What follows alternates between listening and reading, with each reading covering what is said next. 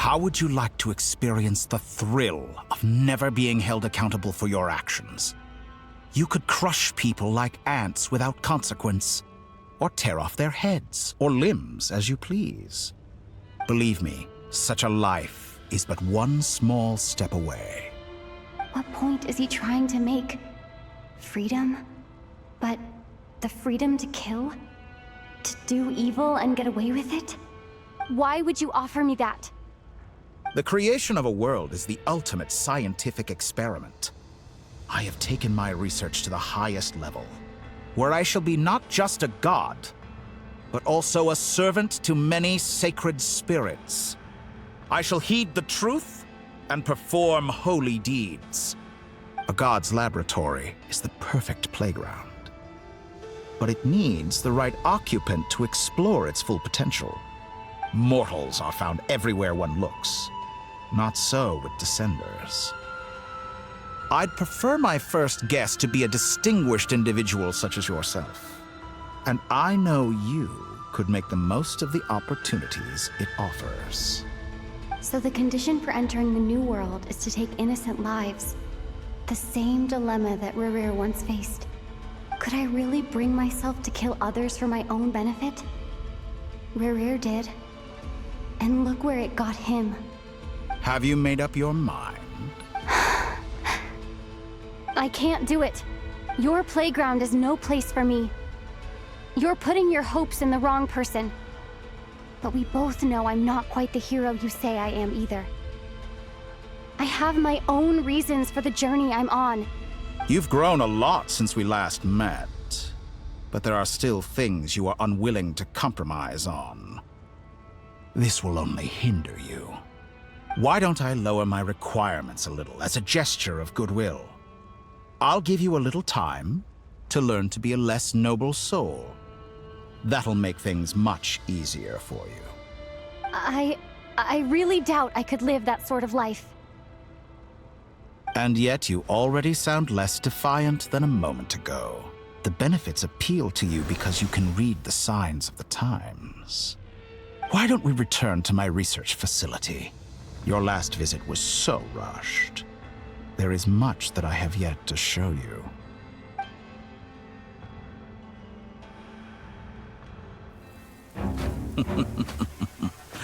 Now to that question, Heroes don't attack from behind. Guess I'm no hero. This is most disappointing.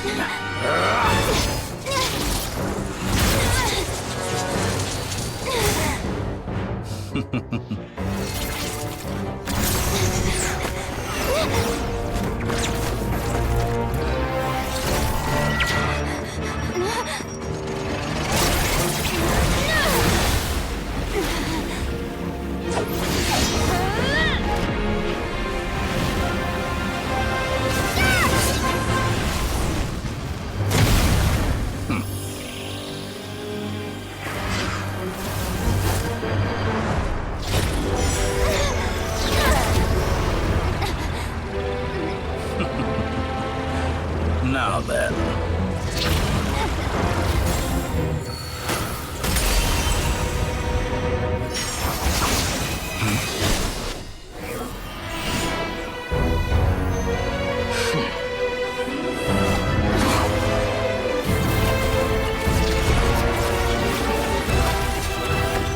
A new face. Interesting.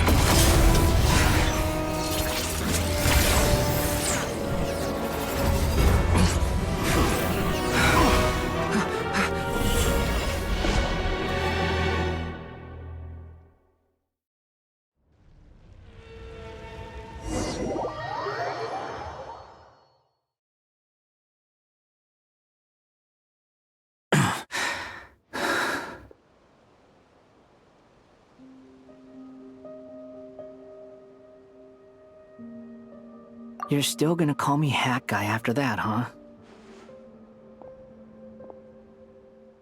I didn't see anyone else in there who needed saving.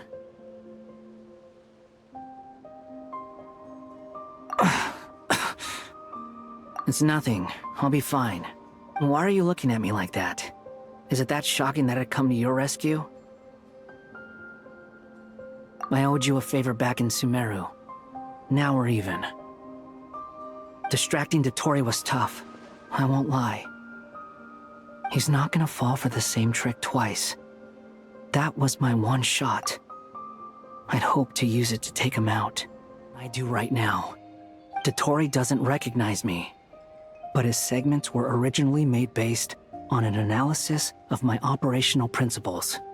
I expect it's only a matter of time before he figures out what I am. So Dottore doesn't recognize Wanderer because he deleted himself from Irminsul. Did he really miss his only chance for revenge by saving me? Why the long face? Hey, I'm not blaming you, okay? And I'm not complaining either. Rescuing you and killing Dottore are equally important goals. Everyone would be pretty stuck without you. It's best you live to fight another day. How are you holding up? Are you all right? Hat Guy said to put safety first, so we agreed to run as far away as we could after leaving the energy field, and only meet up once it was safe. You don't look injured. It seems that Dottore didn't do anything to you.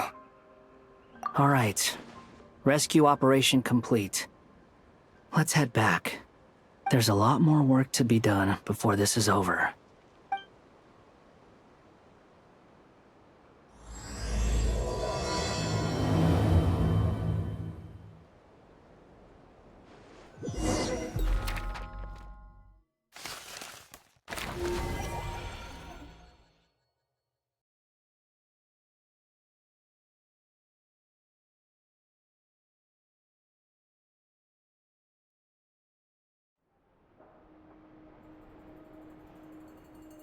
Understood. I will bear the Tsaritsa's decree in mind. I don't see what's so awesome about it, though. Does he really think everyone else is as immature as him? I'm not stooping to Tartaglia's level. I thought you might say that. How's your progress? Quite promising, actually. That alchemist Albedo gave me a few ideas. Remember how I asked you to look up some files for me? That stuff on the Nachtschitzenkreuz Institute. René de Petrichor and Jakob Ingold. Alain Guillotin despised René's theories and methods, but he never managed to come up with better alternatives either. So I adopted some of René's ideas. I thought Alain was like a father to you. He and René were mortal enemies, were they not? And what would you say if Linny and his friends one day learned something useful from someone you utterly detested? I would applaud them for it. That would mean that they have surpassed me. For all we know, Alain Guillotin might have thought the same thing. Not that it matters, though. He's dead, and I'm alive. So it's my call to make. Once you die, it doesn't matter how great you were in life. Only the living get to decide what happens next. Hey, come on out. They're back. Huh?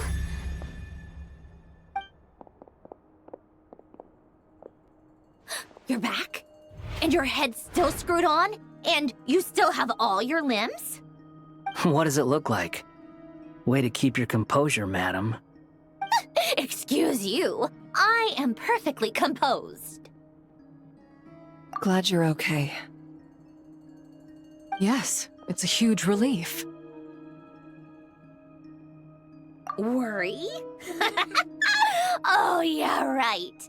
You think we, the Fatui, were worried about you? We were worried sick. Hey! The Traveler and I were already friends. You are free to join this mission in whatever capacity you please. Much like your tea parties. It's a laugh a minute with you guys. I must say, I was quite surprised when Mr. Albedo told me he would need no additional aid. We discussed this on our way back as well. I am rarely so unequivocal, but in this case, we had full confidence in Hat Guy. He said he knew what he was doing. Albedo and I pretty much had to just wait outside on standby. Meanwhile, Hat Guy broke into the energy field and rescued the Traveler solo. You didn't have to mention that. Well, I'm thoroughly impressed. You are a force to be reckoned with, Hat Guy. Is she back? Is she really back? Traveler! It's really you! Oh, thank goodness! You can finally breathe easy, Paimon. It's great to have you back in one piece! Oh, Paimon's been having nightmares the whole time you were gone! Look at them. You know, once you reach my age, there's nothing better than watching a misty-eyed reunion between friends. It's nothing. Same goes when you get to my age, too. I bet Ino and Anefa would be tearing up as well if they were here. Varka, I'm not sure Anefa can cry. Oh, yeah, good point. Hey, your eyes are looking a little red and puffy. Come here, let's hug it out. What? Ew, no! No, thank you. You're not my dad, okay? Knock it off! Everyone, I'm sorry for all the trouble I caused you. But the silver lining is, I didn't come away from this ordeal empty-handed. While I was being held captive, I learned a lot about Dottore's current capabilities and what he plans to do with them.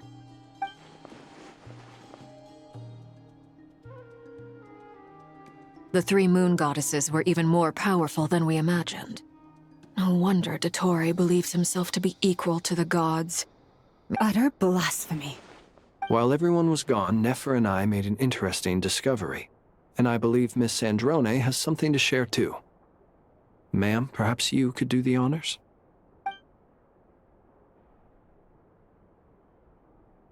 Called it. Getting rid of a pesky troublemaker like her is like trying to clean up after a crumbly cake. It always comes back to haunt you. Our next step is to find a way to bring her back. A place where time flows backwards, with no destination in sight. Surely it must have been created for a specific purpose. But I fear the answers are buried deep into Vat's history. It sounds like she's on a specific path through time, just traveling in the opposite direction to us. The question is, where does that path lead? Or will it keep going to infinity? We considered that question as well. Strictly speaking, time is not infinite.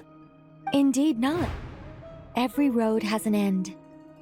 Nicole! You sure love quietly sneaking in mid-conversation. I do, in fact. It's something I've always done at our mages' tea parties. Quiet, mysterious, and persuasive. You wonder what lies at the end of her road. Well, just as the world has a beginning and an end, so too does time. And so, the end of the road is the moment that Teyvat was born. But where Miss Columbina will end up along this road, that depends on where this particular river of reverse time began. What about the original moons and the moon goddesses? Do they have a beginning too? All things do. In the beginning, no moons adorned the sky. It was the Dragon King Nibelung who raised the three moons into the heavens, and thus were the moon goddesses born. They were shadows of the planet, born to wield Nibelung's authority and oversee the world on his behalf. They were extensions of his will, manifestations of his majesty. But then one day, they disappeared just as suddenly as they had once been brought into being. Nobody knew where they had gone.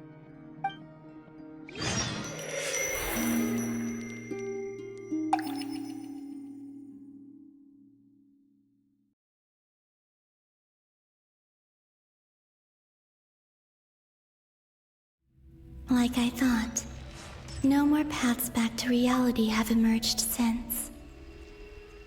But how can I be sure that I'm going the right way without scenes from reality to keep me on track?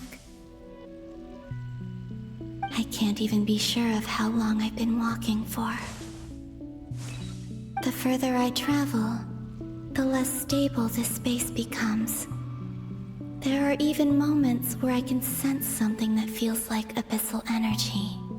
They can just materialize out of thin air. I have to keep my wits about me.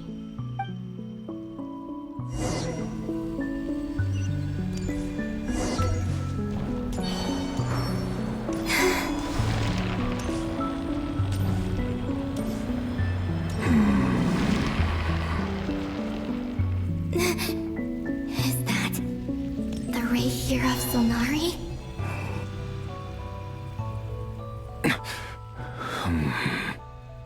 You are the moon goddess. But how? Please, there's no need. I'm not interested in fighting anymore. I find that a little difficult to believe. Yeah. Honestly, so do I. The way you used my own power against me was... It was a brilliant strategy. And then, in the final moment before I was thrown into this space, I got to see an old friend. Mr. Dainsleif. Right. It was so long ago now. But we were friends once. And when I first got here, I was filled with hatred, remorse, and rage. How I cursed and devoured. I tore everything here apart. I was consumed by the desire to leave this place and have my vengeance.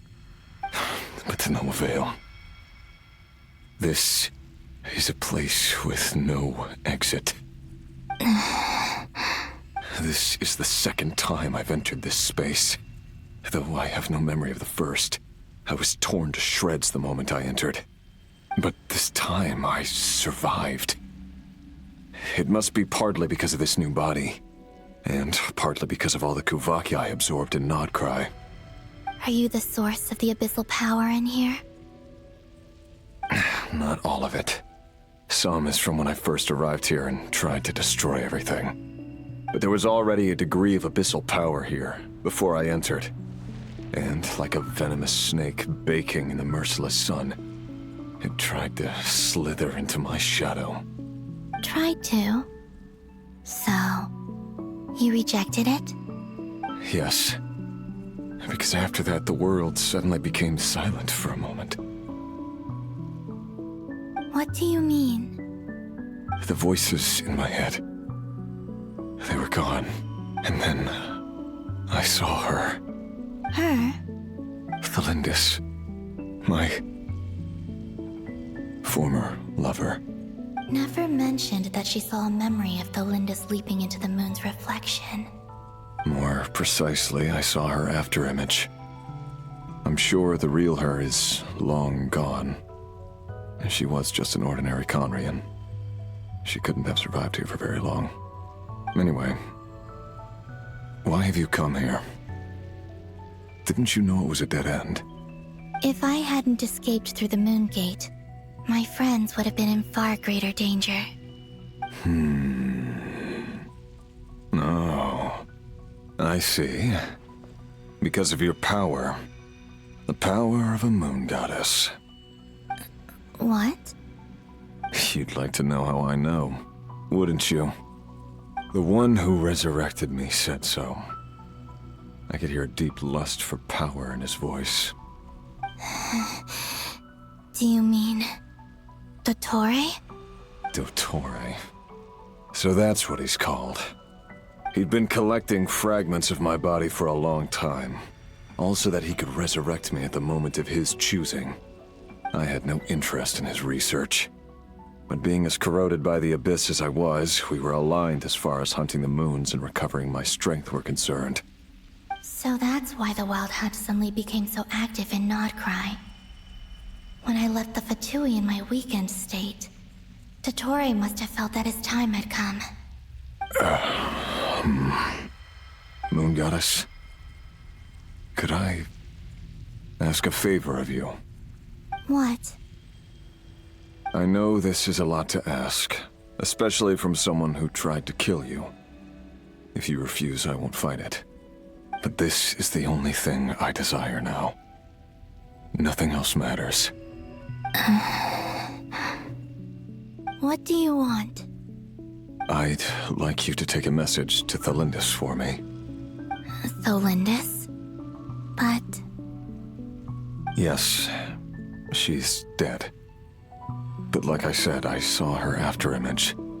I can sense that some part of her soul remains here.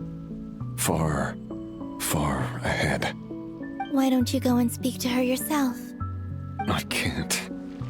I don't know why, but I can't move freely in this space as you can. All I can see is a glimpse of her, walking away. Just like the moment when I last saw her in life. In return, I will clear these abyssal obstacles for you. No, not in return. I'll clear them for you. Whether you want to help me or not. It feels like something I ought to do. Why? Yeah. Why, indeed. I've been asking myself that question a lot recently. Why did I do the things I did? I'm tired of it all. Tired of the person I became. People used me. And then I turned around and started using others. I hurt a lot of people. I think I grew tired of it long ago. But I wouldn't admit it to myself. And ultimately, that's how I ended up here. What do you wish to tell her? All of it. My past. My mistakes. Everything that happened after we were separated. Is it okay if I give her the abridged version? Yeah, I'm sure there's plenty you can skip over. Just tell her the important parts. Whatever you think that means. Like the part where you relentlessly tried to kill us? It's up to you. Love demands honesty. But my relationship with Thelindis was built on lies. We hid too much from each other. But after living my whole life in the shadows, I don't want to hide anything anymore. I will do my best. There.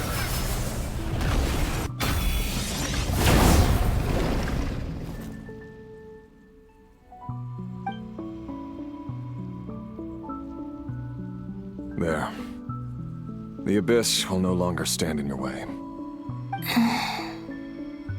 Even though Mr. Dainsliff felt he had to fight you, I think he still regarded you as a friend. Dane? He said that you betrayed him. But he also felt great remorse at never having understood what you were truly going through. Why tell me this? Because...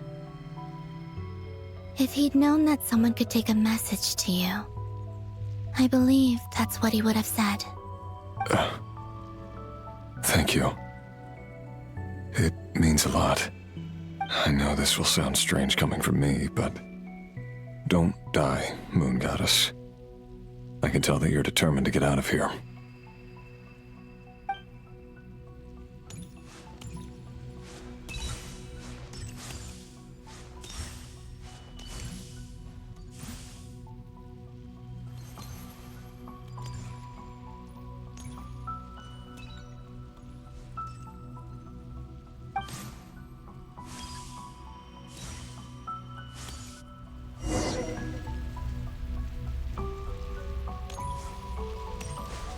He kept his word.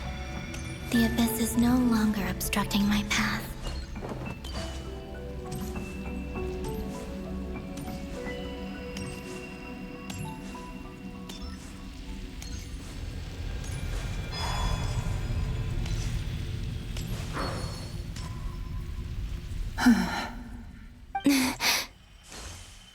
Is that the Lindis? She wasn't far off at all. And yet, they can never meet. Hello, Miss Thelindis. Who are you? How do you know my name? I've never seen anyone else here before. You can call me Columbina. I promised Rerir that I'd bring a message to you. Rerir? My Rerir? Is he well? He's doing better than he was. Better than he was, huh? Sounds like he's had a pretty rough time. Others have had a rough time on his account too. In many cases, their time ran out because of him. And I'm not just talking about the children of the Crimson Moon. So, things got worse before they got better.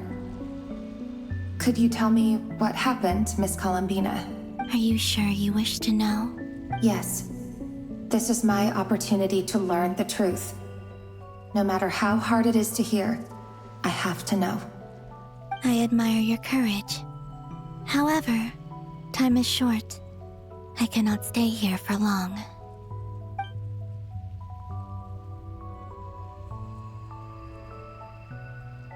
Rerir had seeds of hatred in his heart, and many people nursed them for their own ends. On some level, everything he did was to try and find a way to see you again. But in the end, he came to regret his mistakes. He wanted to apologize for hiding his past from you. Beyond that, he did not say specifically what it was he wished to convey to you, but I'm sure that you've always been on his mind. You are what has kept him going over all these years. I'm sorry, Miss Columbina. This is so upsetting. I'm not sure how to put my feelings into words. It's all right. I understand. Well, that's everything from me. So, I guess I'll be... Wait. One moment. Time flows backwards here. The road ahead only leads further and further into the past. I know. I intend to reach the end of that road. Without a moon marrow, without the 3 moons' power, you won't make it far. Wait, unless... Are you one of the moon goddesses? You could say that. I see. I often think to myself, if life is like a train ride, why haven't I reached the terminus? Where am I even going? And it's not just me, it's this whole place. Wherever it is, it seems like it's existed forever. It's such a mystery. Where is it going? I must seem so ridiculous. I can't answer these basic questions, and yet I jumped right in here without hesitating, only to be torn apart the moment I entered by powerful energy currents. Only my soul remains now. Thinking back, I was suddenly overcome with fear and terror in that moment. Perhaps I too became bewitched by the abyss. I may have been the leverage it needed to control Rerir. I used to be a researcher at the Universitas Magistrorum in Conria, researching the iridescent moon's marrow. Eventually, I came to the conclusion that time in here flows in reverse. Rerir was one of the Venster King's retainers. With me, he was in an impossible position. It plagued him constantly. I wanted to help him escape his lot in life. I wanted him to be happy, so I thought I'd use this place to return to the past. At the time, I thought I could just go back to the day that the Venster King first found the prince. It was only after meeting the prince that the Venster King started going too far with his research into the abyss. That was the day all of our woes began. I thought I could stop the king from ever meeting him and solve everything. I couldn't kill the Venster King himself, so I had to find another way to save Rerir. That's why I wanted to go back, to kill the person who had brought new possibilities to our realm. I'm sure it was a futile endeavor, but the abyss probably enhances the basest human desires. So I naively hoped I could change everything. But I was simply too weak. Like a speck of dust against the whole universe. Look at me. I didn't even survive the journey here. Not physically, at least. I know I'm never getting out of here. But you're different. You can make it, and I want to help you. I owe you that much.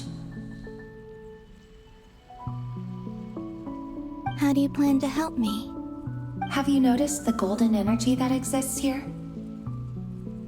Based on my past research and my observations since coming here, I believe they carry you forward faster. I can share what I've learned and help you understand the pattern in which this energy appears.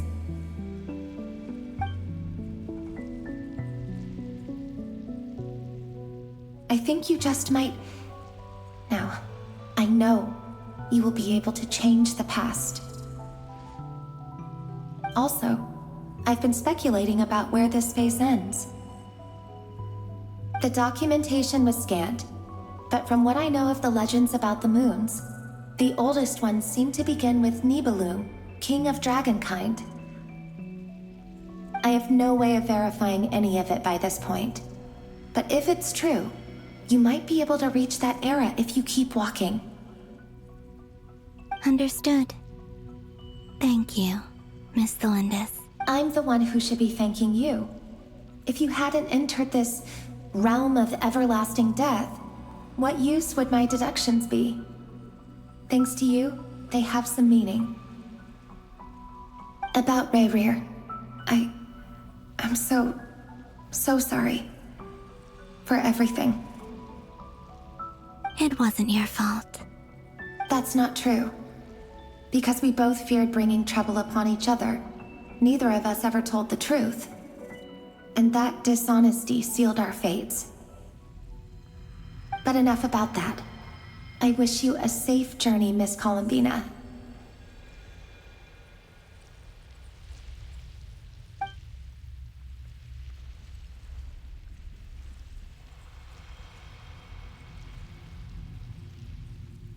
And may the outside world never have to experience pain like this again. Rerir, you're there, aren't you? I cannot see you, because you exist in the future. I expect we'll be trapped in this prison of space-time for all eternity. But please, gaze upon the past, and then sit for a while. Let's find a place to sit down together, just like we did when we first met.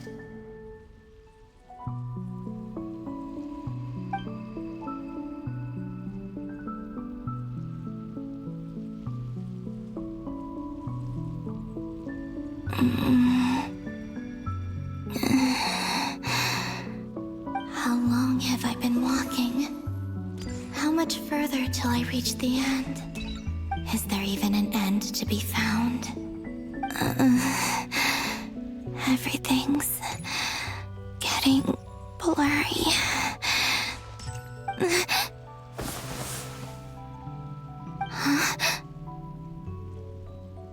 Are you all right, little sister? Have you come from the distant future?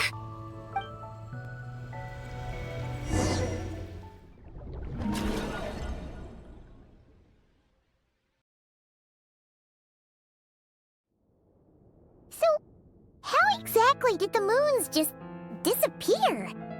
Shouldn't it be a little harder to get rid of major creations like moons? The world is a vast and ancient place. On a certain scale, all life lasts for but a fleeting moment. Miss Nicole explained that the moon goddesses likely perished in the War of Funerary Flame.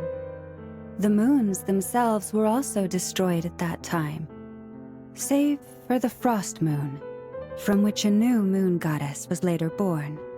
Am I missing something then? 'Cause the stories say that the moon goddesses were born on the moon, but doesn't Columbina say she was born in Nodcry? Huh. You're right. Why do their birthplaces differ? What's the difference between the two generations of moon goddesses? Also, remember what Sandrone said? Her scans detected 4 moons. In other words, 4 moon marrows. Technically, the result of the scan means that 4 moon marrows were detected and positively identified as moons in that moment. In other words, this piece of information alone isn't enough for us to know how Miss Columbina is doing right now. Yep, we have no way of staying up to date on whether she's dead or alive. She's on her own for now. But at least she's trying her best to get back to us. Yeah, she's a tough cookie, and a sore loser too. We have to trust that she'll find a way, because we really need her power. As much as it pains me to say it, we've got no chance of beating Dottore in a straight-up fight. He's much too powerful. It wouldn't even be close. That maniac is going to devour everything in his path until he reaches us. We need to find someone or something that can stop him before he does anything worse.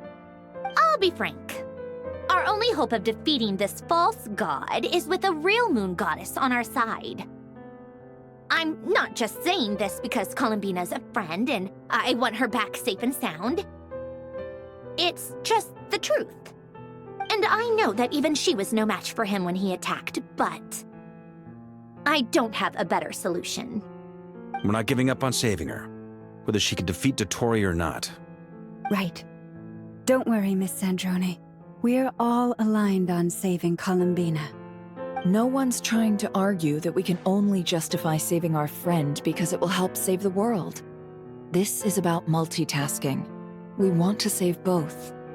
So, she's more than just a moon goddess to you guys? Absolutely. Duh! She's part of the gang! And you are too, you know. Yes, I know. You don't need to labor the point.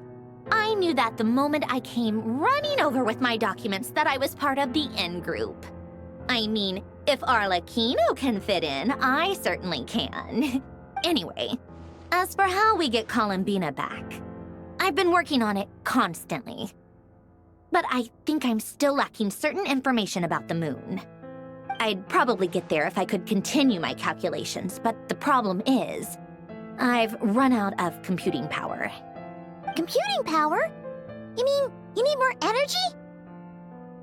No, the issue isn't energy, it's processing power. There's so much data to get through that the whole process has just ground to a halt. That's a tricky problem. René de Petrichor of the Nazissenkreuz Ordo once foretold the fate of the world. But I don't know how he did it. My guess is that he used the primordial sea's power. However, that won't work for me. His methodology was vastly different from my own. What's worse, they're incompatible. And to top it all off, we can't even leave Nodcry. Ugh, this is so annoying. If I'd known we'd run into a bottleneck like this. Well, no, the design bureau's a bust as well. Curse that Dottore! Couldn't have made this harder for me if he tried. Oh, what do we do then? How about we grab a bite to eat and take a break? Maybe something will come to mind after you've cleared your head. You don't get it, do you? I'm trying to calculate the fate of an entire world here. And I need accurate results, not vague prophecies. Where the heck am I gonna find the computing power for that? Ahem. Anyway, time to shelve the discussion on technical difficulties. Being a killjoy isn't very ladylike after all. Either way, we've done what we can. Rest well, everyone. Remember to let us know if anything new comes up. Hat guy? Is he hinting that we should talk outside? Let's go somewhere a little more private.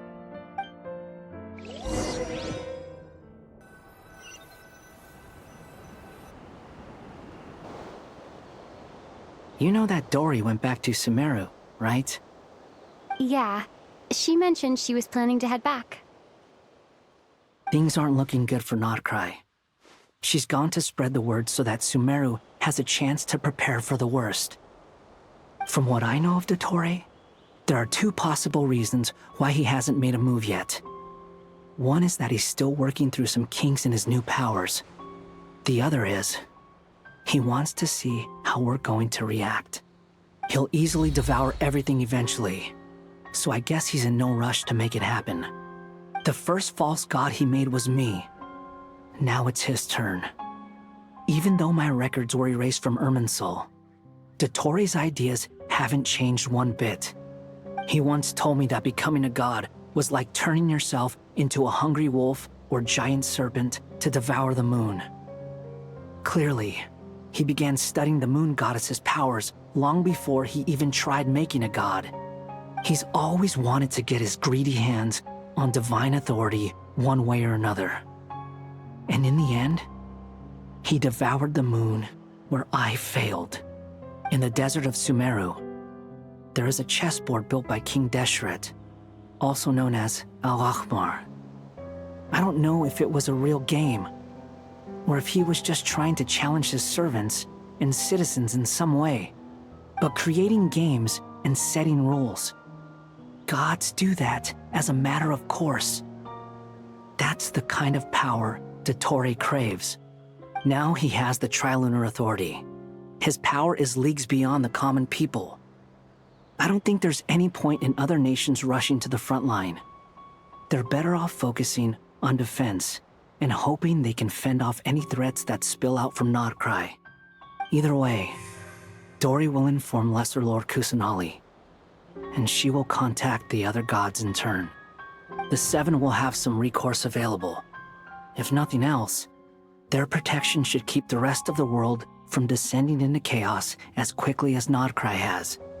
So on the bright side, even if Notcry is doomed, your friends in other nations won't be in any immediate peril.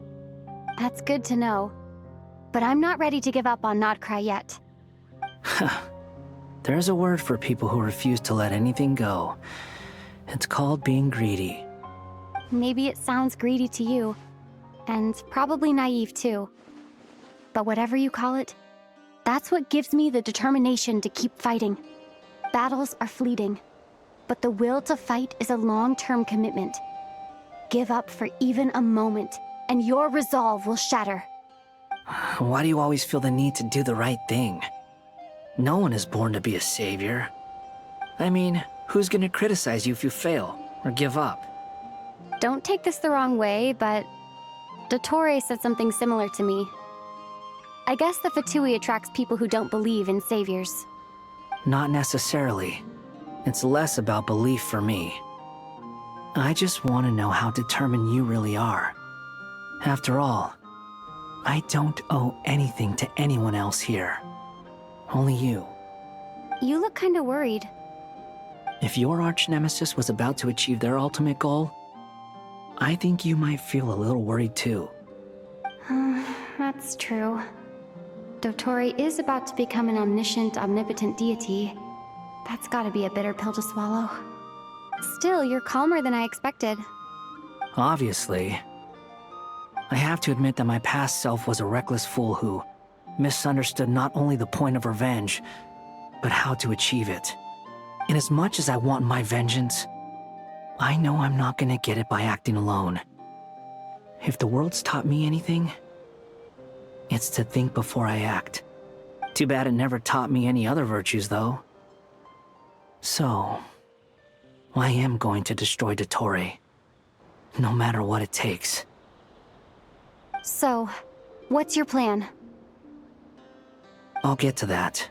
First, tell me, what do you think of Sandrone? Just like Paimon said, she's a friend, part of the gang. How much do you trust her? This is a serious question. Think carefully before you answer. Although she's with the Fatui, she has her own values, and she's helped us a lot.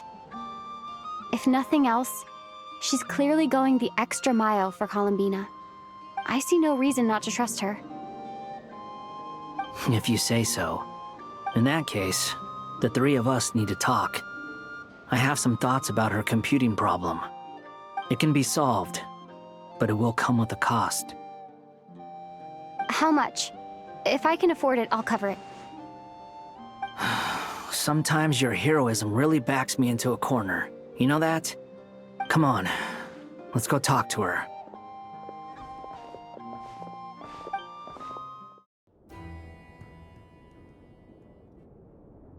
Miss Androne, Traveler.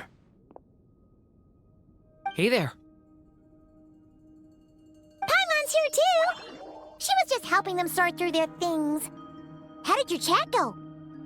That was fast. The call only just ended. Well, you said it was urgent, so we got here as quickly as we could. Albedo, I have some alchemy questions for you. I see. Looks like my knowledge proved useful after all.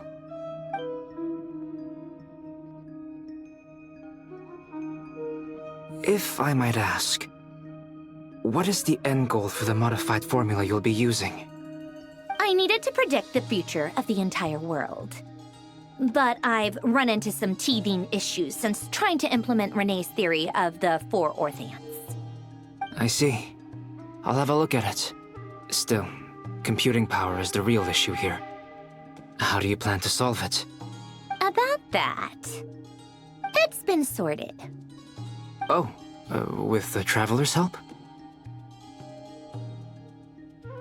Actually, you're not wrong. She found the person with the solution. Was it Hat Guy? Yeah, it was him. Wow! Go Hat Guy! Seems like all that time studying at the academia is paying off big time. But where is he? Wasn't he the one who asked Albedo and I to come here? Come with me.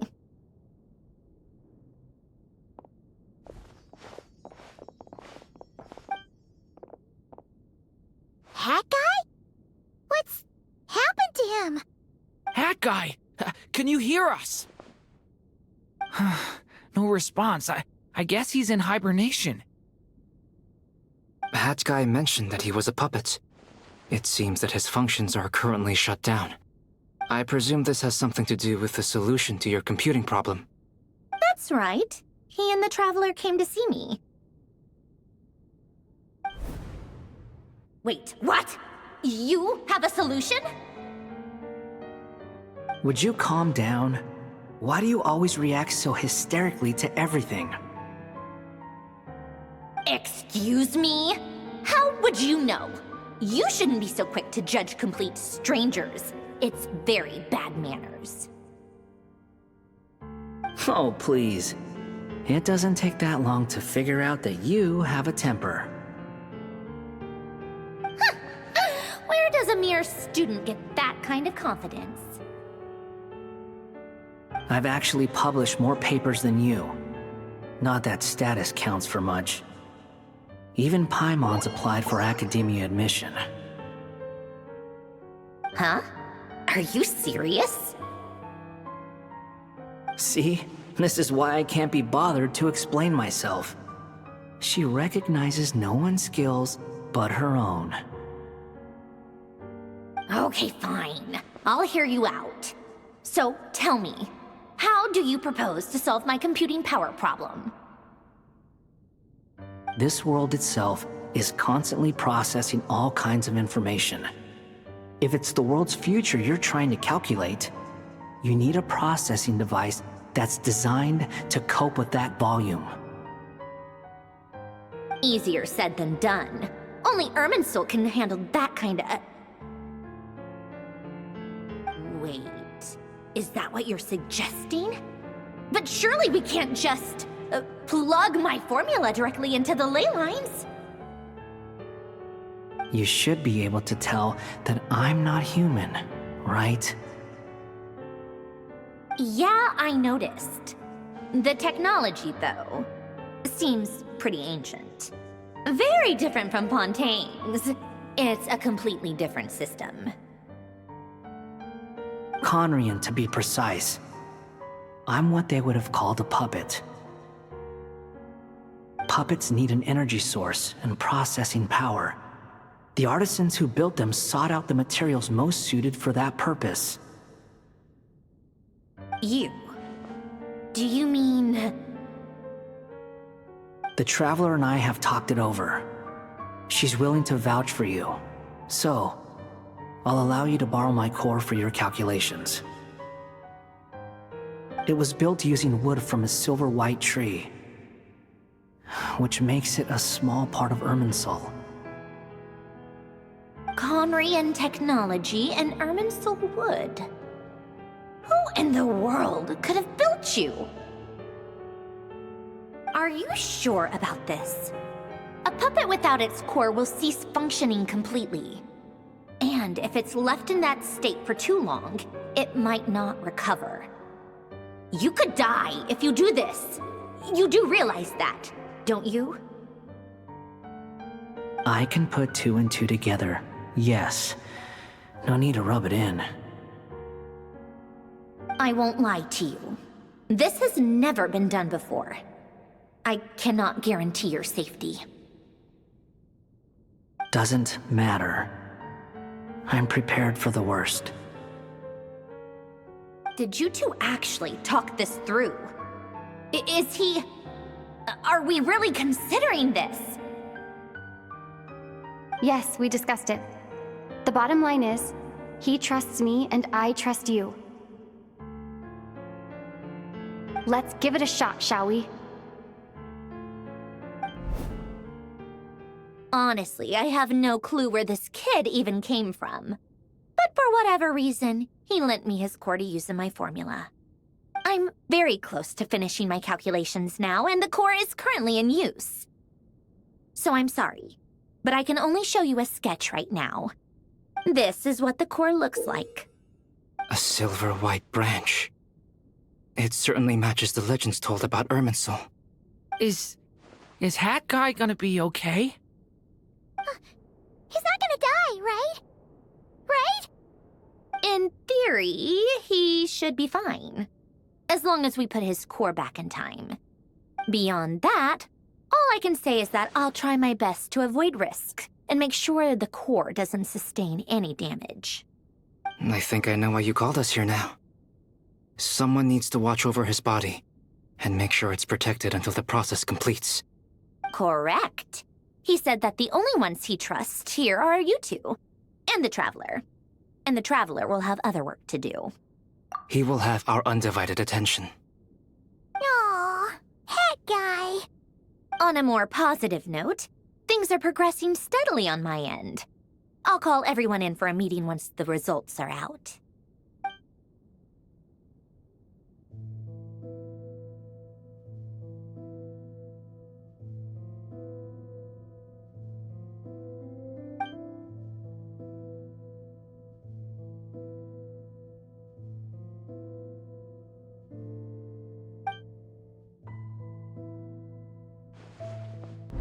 The worst-case scenario with the core removal is either a system reset or a total loss of function.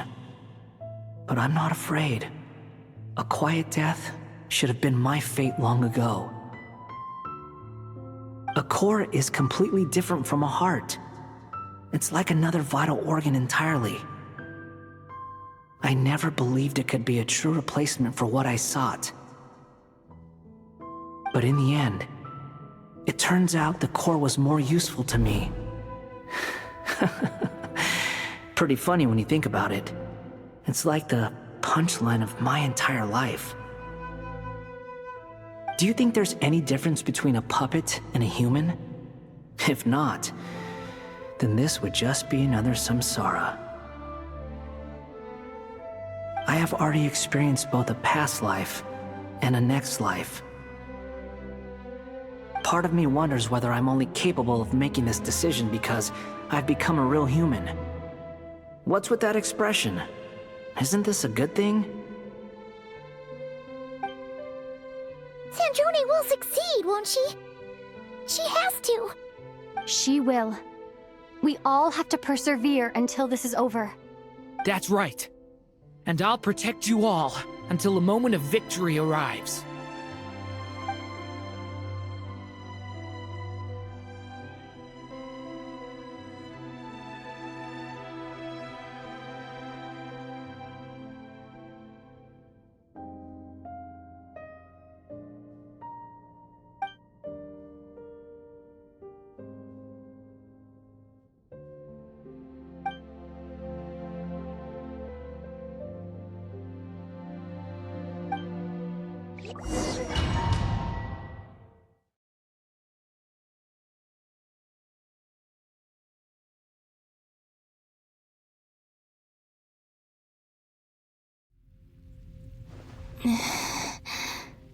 Who are you? Call me Sonnet. You have the same power as Canon. Sonnet. So, you're the goddess of the iridescent moon? Oh, goodness. You recognize me? Well then, what's your name? Columbina. Columbina Hyposelenia. Hyposelenia? What a lovely name. Did you choose it yourself? It was a joint effort between me and my friends. Friends? You mean your friends in the heavens? Huh? Oh, sorry. You must be exhausted. I apologize. Hang in there. Let me introduce you to my older sisters. Do you mean the other two moon goddesses? Arya and Canon? Wow, you sure know a lot. Hey, does that mean that our story goes on into the future? Oh, I guess that wasn't the best question to ask. It's alright. We were prepared for that possibility. You could say we were too prepared. I can't even remember how long my sisters and I have been here by this point. When did you get here? How long has it been? I can't say for sure, but it feels like it's been forever. I see. Are you feeling alright? You look a little unwell. I can hold out a while longer.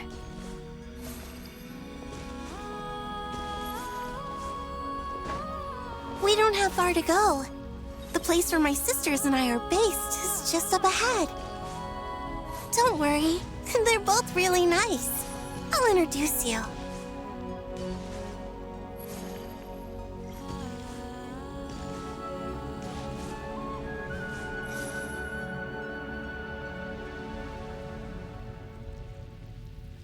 Sisters! I'm back!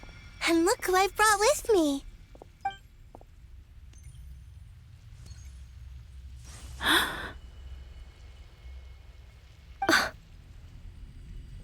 It's our lovely little sister, born in the far future. The pleasure is all mine.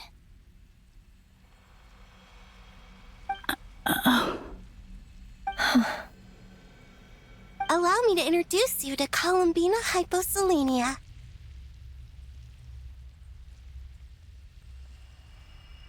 This is Arya, the goddess of the eternal moon. And this is Canon, goddess of the frost moon. Canon, don't you think Hyposelenia's power is similar to yours?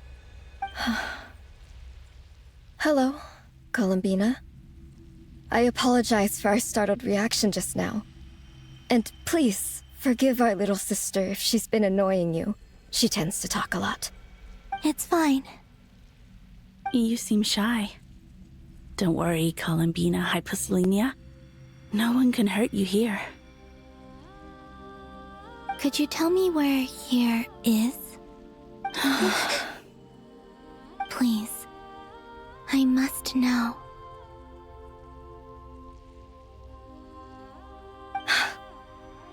My dear sister, this is where Tevat's original ruler, the Dragon King Nibelung, imprisoned the moon goddesses. What? You're scaring her, Canon. No, I'm fine. Please, continue. Nibelung, our original master, created us in the distant past to maintain Tevat. But he left this world and traveled into the dark universe beyond, to explore worlds vaster still. Day and night, we fulfilled our duty in the heavens, until the day that the first descender arrived. The great ruler of the firmament. The heavenly principles. Is that what later generations call them? I see. But we did not reject them at first, nor did they seem to harbor ill intent towards this world. We coexisted in peace. They were like a guest in our home. Slowly, however, we came to realize that our guest had a growing desire to change and dominate the world. And you didn't stop it? No. There was an order to the rules they set up that Nibelung never taught us. We wanted to know if this order would bode good or ill for Tevat.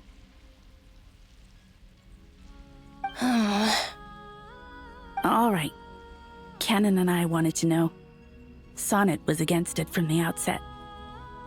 Later, we discovered that this great ruler of the firmament bore an almost paranoid hostility toward the desire of certain life forms to seek power. Or perhaps they feared them. They would even cast down celestial nails as manifestations of their power, to punish the civilizations of the world below. Only this was far beyond mere punishment. Right. Their rules brought order, but the price people paid for merely testing the limits of those rules was far too great. I did everything in my power to help the punished escape catastrophe, but still, too many lives were lost. The ancestors of the Frostmoon Scions were some of the ones you helped. But just when we had decided to take countermeasures, the Dragon King, Nibelung, returned. And so began the War of Funerary Flame. So, that's the name the world gave that war in the future. Well, who won in the end? As far as I know, the Heavenly Principles won, although it came at a great cost. They remained in Tevat, where they continue to rule to this day. And the world's original master, the Dragon King Nibelung, was destroyed. And what of the moons? Are there still 3 moons in Tevat's skies? You can tell us the truth, Columbina. We know we are but remnants of a bygone age. We are prepared for the answer. Only the frost moon remains. But it has been cast beyond the false firmament by the heavenly principles. The eternal and iridescent moons were both shattered during the war. So death finally came for us in the end. Sonnet. But you're still here, aren't you? A moon goddess cannot live without her moon, Columbina. She's right. That's why I began to disappear. Because the frost moon is cut off by the false sky. How much worse it would have been if it were outright destroyed. Our souls may endure within this lunar palace, but if our moons are destroyed, then we shall disappear the moment we depart from it. I'm sorry. There's no need to apologize to us, dear sister. If anything, we owe the world an apology. If only we'd decided to act sooner, rather than arguing amongst ourselves. All the more reason not to spend this time in regret and repentance. Instead, we should focus our efforts on how we might help our future sister. Sorry? Don't you see, Columbina, your story is not yet over. Is that not why you are here?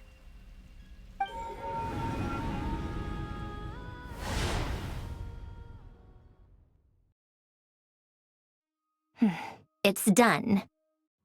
Initiate numerological array. Continue running primary process. Calculate the world's fate through extrapolation. And identify nodes of potential change. Secondary process, scan for moons. Still 4. The number of moon marrows hasn't changed. Wait, let me think. Is it possible that there's something I've been misunderstanding about the moons all along? Variables. Variables in the world. I know where potential variables within the world come from. So what about the moons? Are there any variables there? Like their life or death, for instance. What if being alive or dead makes no difference to a moon? But that's so strange. Even immortal gods can die. Why would the moons alone be? Wait! I've got it! If alive or dead is considered a variable, we might have had this wrong the whole time. No one ever said that a moon marrow equals a living moon. We just made that assumption ourselves. Initiate secondary process. Scan again. This time filtering out interfering perimeter, moon marrow. I don't care if they're natural or artificial. Get them out of my search results! Why? It says 3 moons still exist in Teyvat, even after excluding the moon marrows. But we know for a fact that 2 of them are dead. Redo the scan. Narrow the results to living moons and real moons. No, scrap that. Narrow it down to moons that have lunar authority and remain alive. Why? Why is it still 3? What is this, Columbina? Has the world lied to us? Or are you the one pulling the wool over our eyes?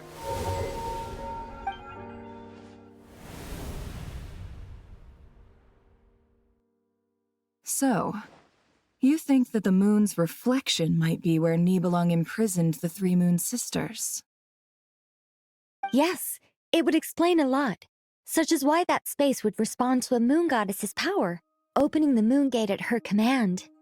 It would also explain why Miss Columbina has been unable to leave, and why time flows in reverse there. In the messages she sent, Columbina promised us she'd find a way to return, but we have no way of knowing how, when, or where this might happen.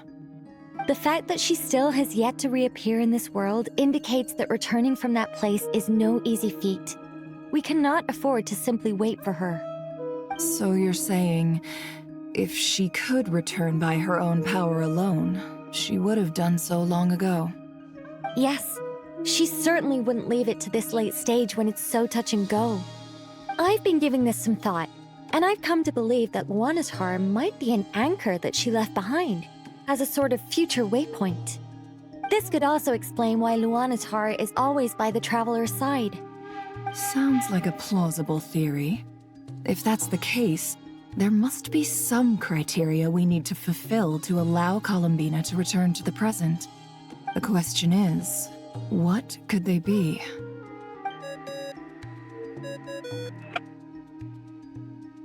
Hello? Listen up! This is extremely important!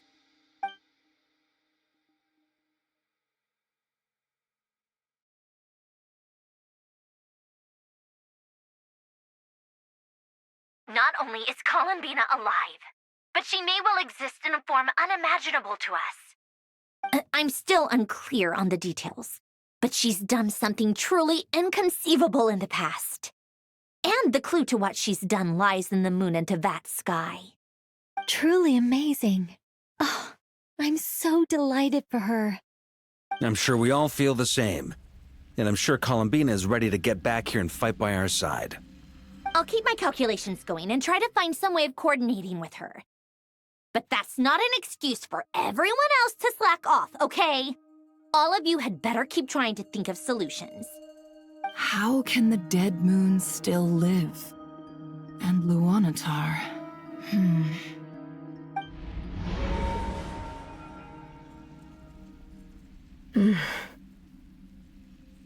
It's hard to believe that's what will happen in the distant future. Our authority is linked to the most fundamental rules of Teyvat. I suppose it's no wonder that many would covet that power. I didn't realize that when you said friends, you meant people who live down in Teyvat. That's so lovely. I always wanted to go down there and have some fun.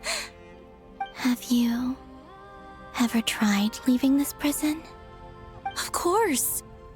Between us, we've tried everything. But no matter where we go, this space will eventually bring us back here. It's like the center of a whirlpool. Everything ultimately converges here, at the moment when Nibelung imprisoned us.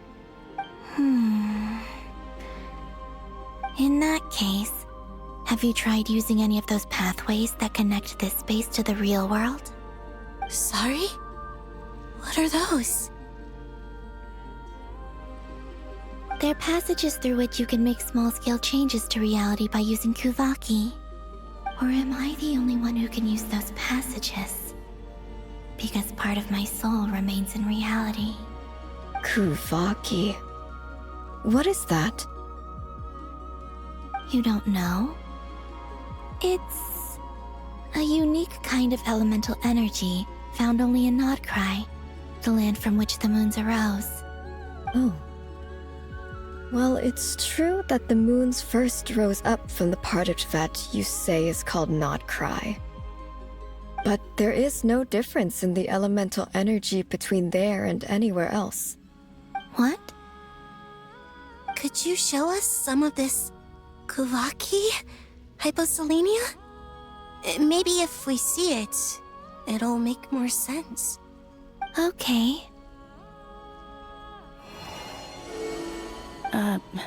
Isn't that just your power? What? But it's everywhere in Nodcry. In the air, in the land. Even the creatures who live there have adapted to its influence. How curious. This Kuvaki certainly did not exist anywhere in the world before we were imprisoned. Let alone influence living creatures.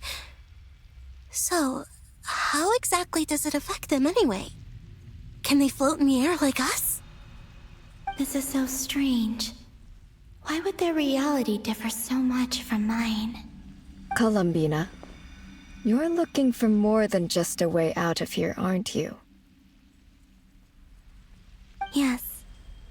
If I am to help my friends, I will need tri-lunar authority on par with that of our foe. You mean... you'll need our power? This sounds extremely risky. The Three Moons' powers are not mutually compatible. Concentrating them into one goddess will be a very painful process. And if anything goes wrong, it could tear you to pieces. I know.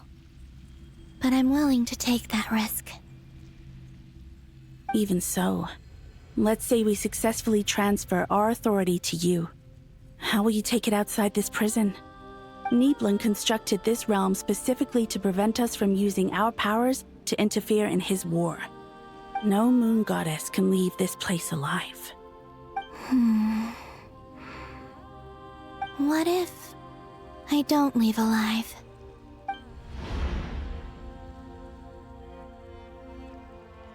Where do we even start? How are we supposed to figure out what we're meant to do to help Columbina?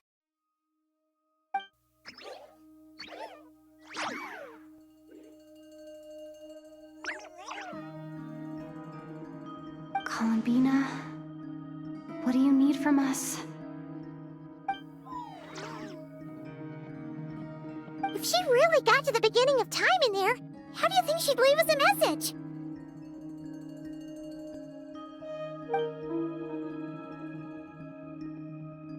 think she'd write it down on a stone tablet somewhere in the hopes that we'd find it, do you? Seems unlikely. Columbina may not talk a lot, but she thinks deeply about issues like this. Let's review what we know. This is the Columbina who fought alongside us against the Rerir of Solnari, and with whom we celebrated Moon Prayer Night. She knows our personalities, our ways of doing things, even our unique strengths and abilities. So, if she wanted to tell us something from a long, long time ago, what would she do? Oh.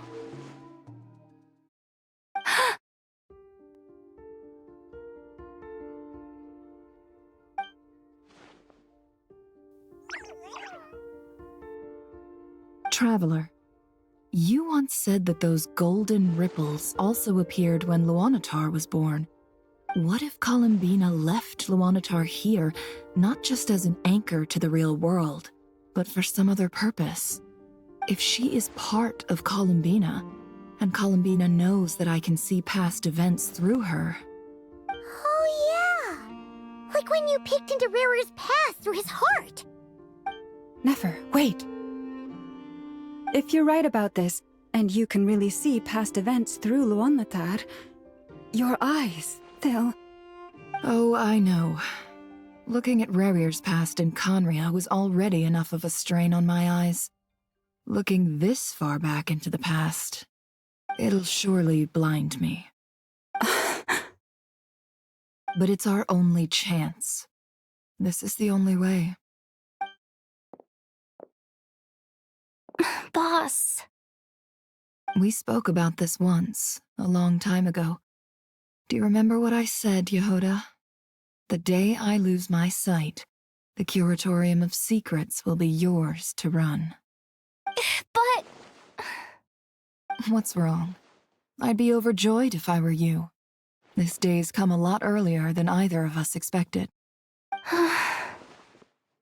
I need to know you'll honor our agreement, Yehoda. Promise me. Yes, Boss Neff. Are you sure you don't want some time to think this through? What is there to think through? I should have gone blind after our battle with Rerir. Frankly, it's almost criminal that I got away with it for this long. Then at least let me take some precautions on your behalf. And if you really do lose your sight, I'll visit your office every day and make sure you're well looked after. Oh, please, anything but that. I was actually ready to go through with this. Are you trying to scare me into backing out? As if I could ever scare you. I'll assume you're just joking to calm your nerves. All right, enough chit-chat. Let's do this.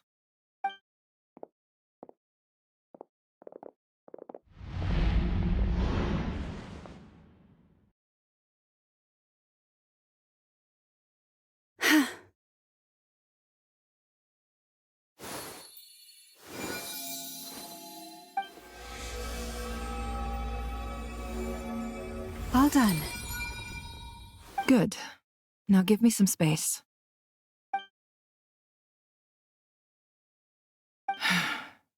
Come on then, little one. Show me what happened in the past.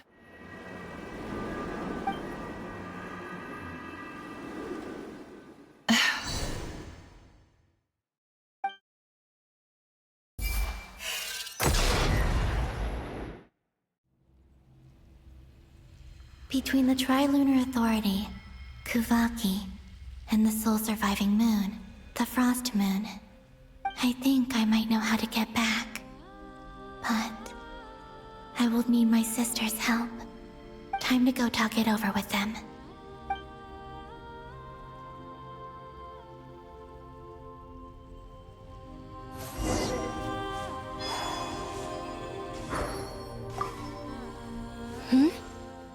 Have you decided what to do? I hope it's not too dangerous. You really scared me when you said that thing about not leaving here alive. Come on, let's go find the other two.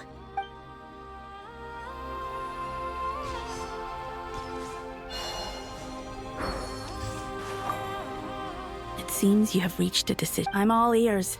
What do you propose?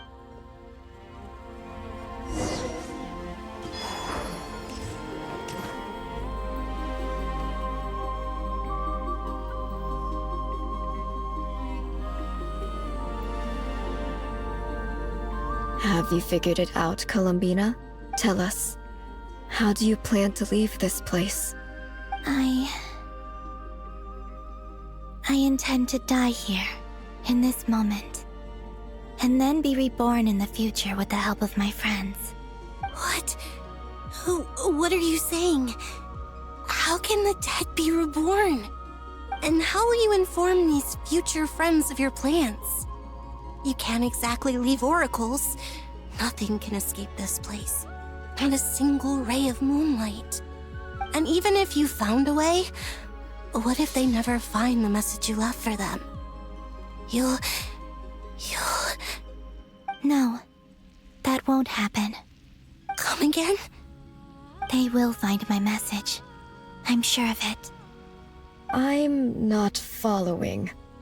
How exactly will you achieve this? It's quite simple, really. First, I will leave my soul here.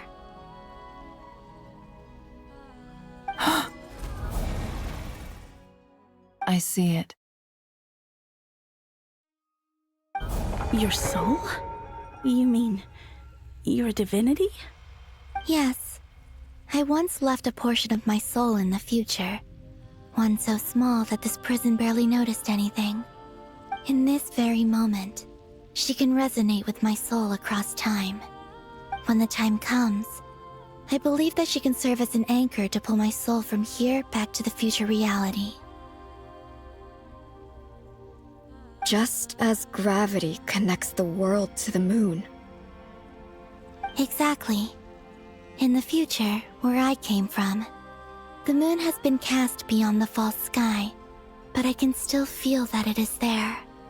In a similar way, I can feel a connection to the soul fragment I left behind even now.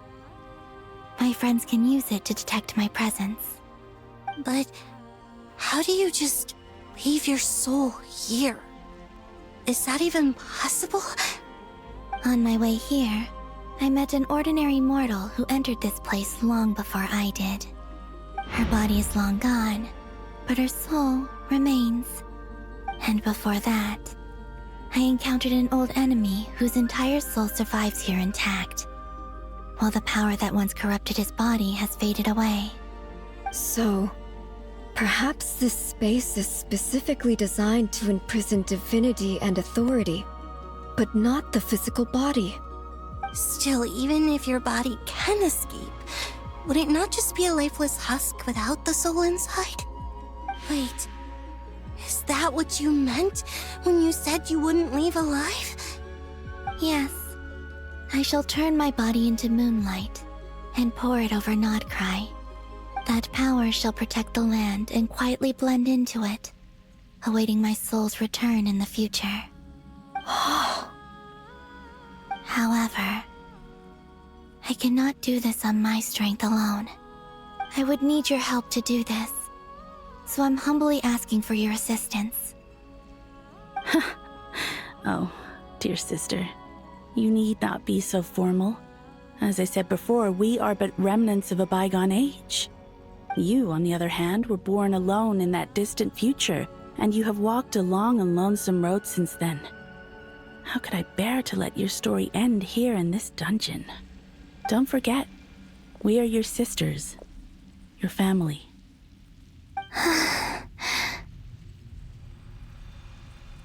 Arya's right. Actually, I've always wanted a little sister. Can you imagine how it's been for me? Getting nagged by two older sisters all the time. Now, I finally get to be the big sis. And not just that, but I get to help you return to your world, too. How could I say no to that? Sonnet. Canon? I'm sorry. I know this is a bold request, The Frost Moon is rightfully yours, and it remains intact. Oh, no, please, don't misunderstand me, Columbina. I was just thinking back on the years that the three of us once spent together. You cannot imagine how happy I am to hear of the future world you describe. The Frost Moon Scions, your lovely, kindly friends. For the three of us, whose purpose in life was to maintain the peace in Tibet, it is a great relief to know that the people of this world live in such an abundant future. If your plan can save them, and save not cry, I will gladly give you all that I can. Besides, the three of us have been together since the day we were born. I could never abandon them to live on alone without them. Canon. Still, I do have one question I would like to ask you before we proceed. Certainly. What is it? Why do you cover your eyes?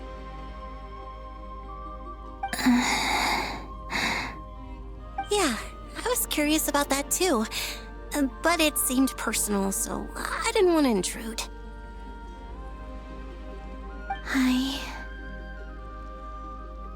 There was a time when I refused to look upon the world. I believed it was full of nothing but lies and falsehoods. I wished to hide my feelings, seal my heart, until I could return to my true home. I see.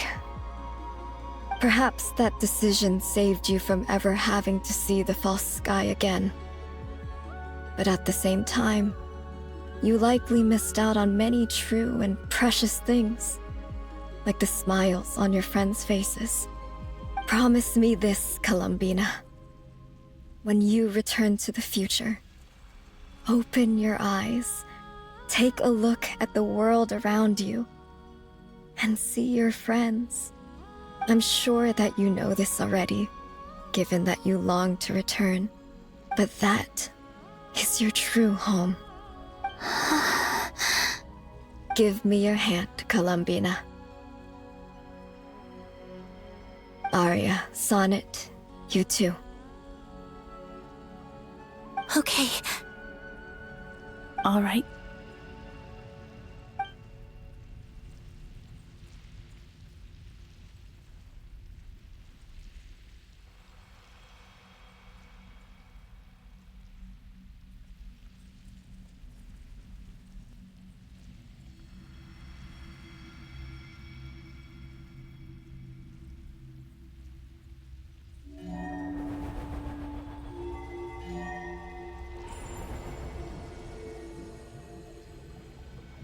We once were the songs sung for eternity, but now it is you who must continue to sing. We once were the tides in the great river of time, but now we subside, and you arise. We were the messengers of madness and inspiration, but now the lies have faded, and your truth must endure. We are souls awaiting the sun. You must return to be with those who smile when they see your face.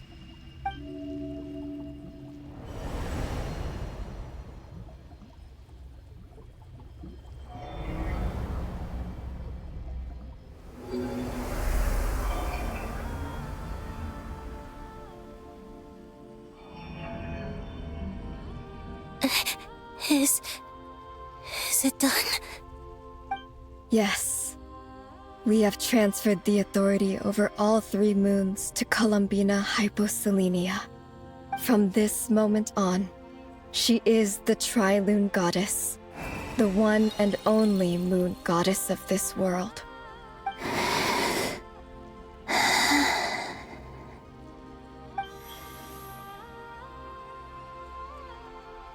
Thank you. Thank you, my sisters. Now go, and do what you believe is right, Columbina Hyposelenia. Be aware that we cannot grant you the power of the 3 moons beyond these prison walls. The conflict that arose over their remains following our disappearance will still take place. I understand. Sisters, oh, my body. It feels... Now that we have given up our power and authority, our bodies are merely mortal shells. This prison is dissolving them as we speak. It's okay, Sonnet. The end must come for every god, just as it does for every human. That's all this is. The final destination of our lives. Canon and I will be by your side the whole way. We have one final request, Columbina. Could you use the Three Moons' power to send us back into the real world? Now that we have lost our powers, I doubt this space will seek to hold us further. It's just... we would like to spend our final moments together in the only place we ever called home. Of course. Gladly.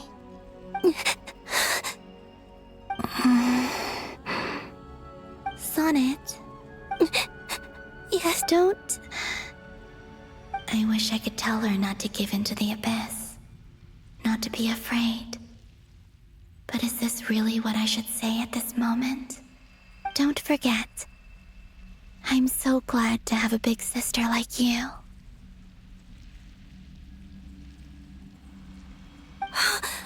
No, Thank you. I'm okay. I'm not afraid. As long as my sisters are with me, I won't be afraid.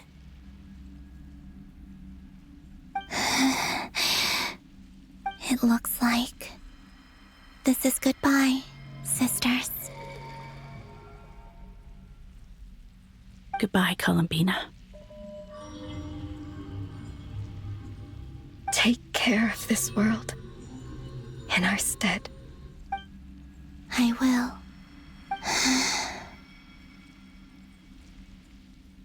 And now, it's time for me to bid farewell to my body, too.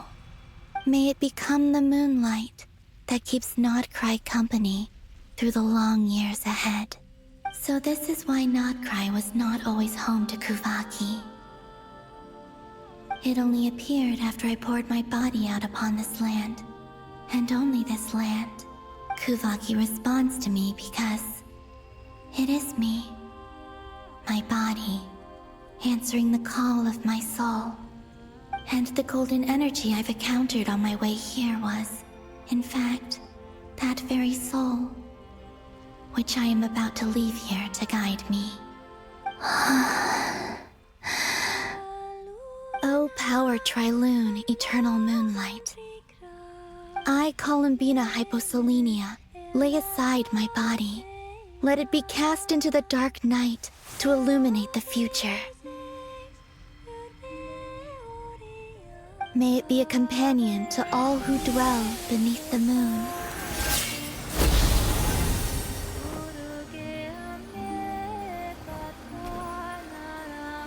Until the time comes for me to return home.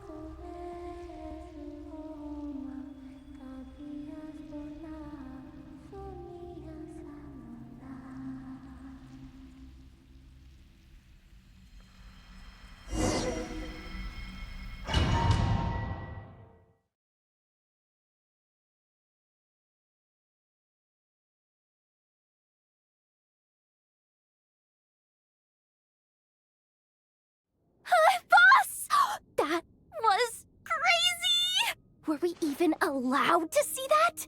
Is anyone? Can you still see? How many fingers am I holding up? I see 2 fingers, and a look of sheer terror on your face. Truly astounding, Miss Nefer. Your eyes have glimpsed the very ends of the world, and yet they remain as sharp as ever. Or is the credit for this miracle due to Miss Lauma? It seems that even time itself is no match for your medical skills. Surely you jest, Mr. Flins. I suspect we have Columbina to thank. She must have realized the immense toll that the ritual would take and purposely set aside some of her power in the past to protect Nefer's eyes when this moment arrived. There is always a great price to pay for witnessing the truth, but it seems that this time, Columbina has shouldered that burden on our behalf. She chose the perfect method of getting a message to us. Though her eyes were always shut, she was clearly so perceptive. She knows us well. She knew exactly how we would think and what we would try. Despite being separated by time and space, we're seeing the same possibilities and seizing the same opportunities. We still don't even know if she's okay right now. But as long as there's a chance we can do something, we'll fight to make it happen. We'll get you back somehow, Columbina.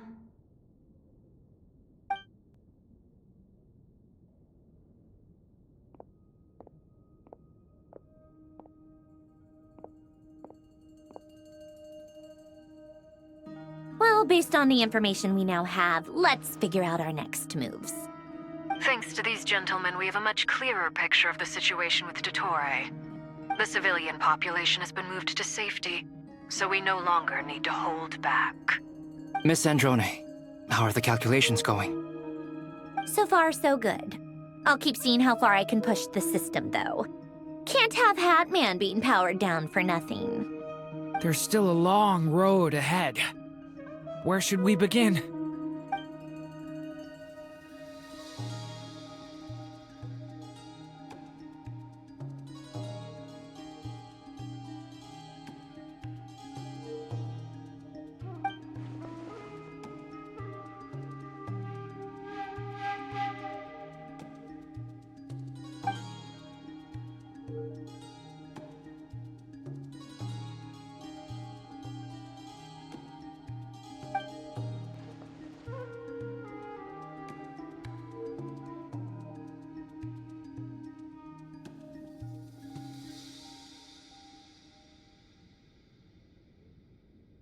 Our plan is clear. Time is short, so let's get moving. There's just never enough time, is there? Time is the bane of my existence. Ugh. Anyway, I'm gonna get back to work. All right, we'll do our part too. Yeah.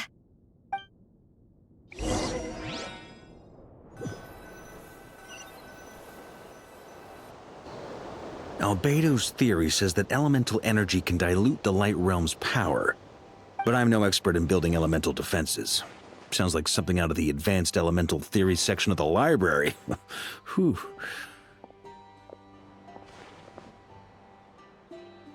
You seem quite troubled.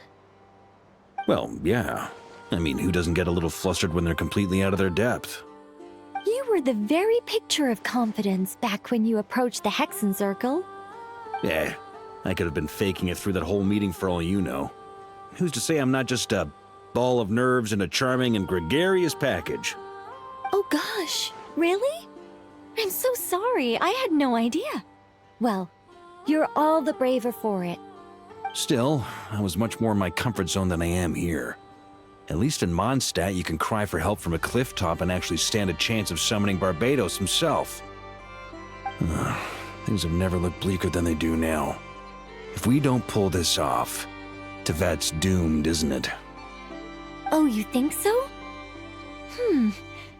Actually, yes. Yes, it probably is. It's a shame. Don't put too much pressure on yourself. Tevat has faced annihilation many times in the past, but it also gave us you, didn't it? Hey, don't give me that. It's not like I'm anyone special. I disagree. Every human born in this world is special. We angels have always believed that.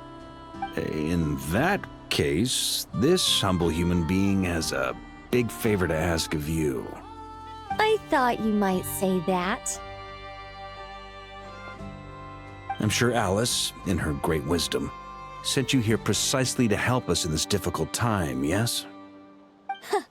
Well, that has less to do with her wisdom and more to do with my power. Of course, of course. Well, the thing is, these elemental defenses we're about to build, I don't think it's a question of if they'll fail, but when.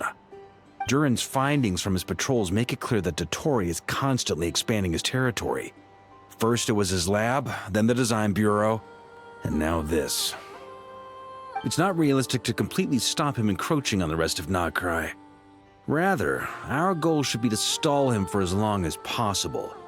If Miss Sandroni's calculations are correct, well, they're the closest thing to certainty we have in this situation, so let's assume they are. Anyway, her calculations suggest that our best hope for victory lies in Miss Columbina's return. It's up to us to slow Dottore's advance and buy time for her to make a return.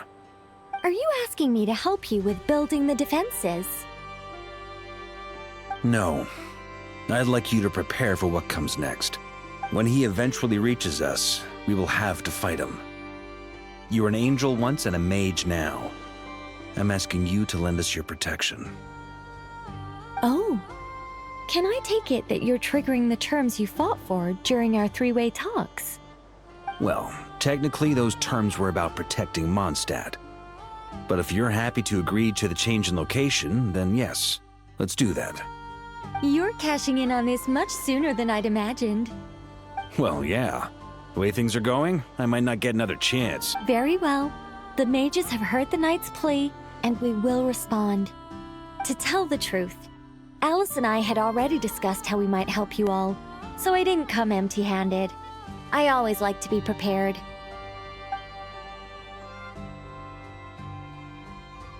This is... wow. Yeah. This is great. Seriously, thank you. It's been many long years since I had a chance to dazzle humanity with a little divine intervention. To humbly serve as a reliable and responsible guide. Anyway, Knight of Boreas, please accept this gift in recognition of your great virtue. Go now. May the angel's blessing deliver you safely to your destination.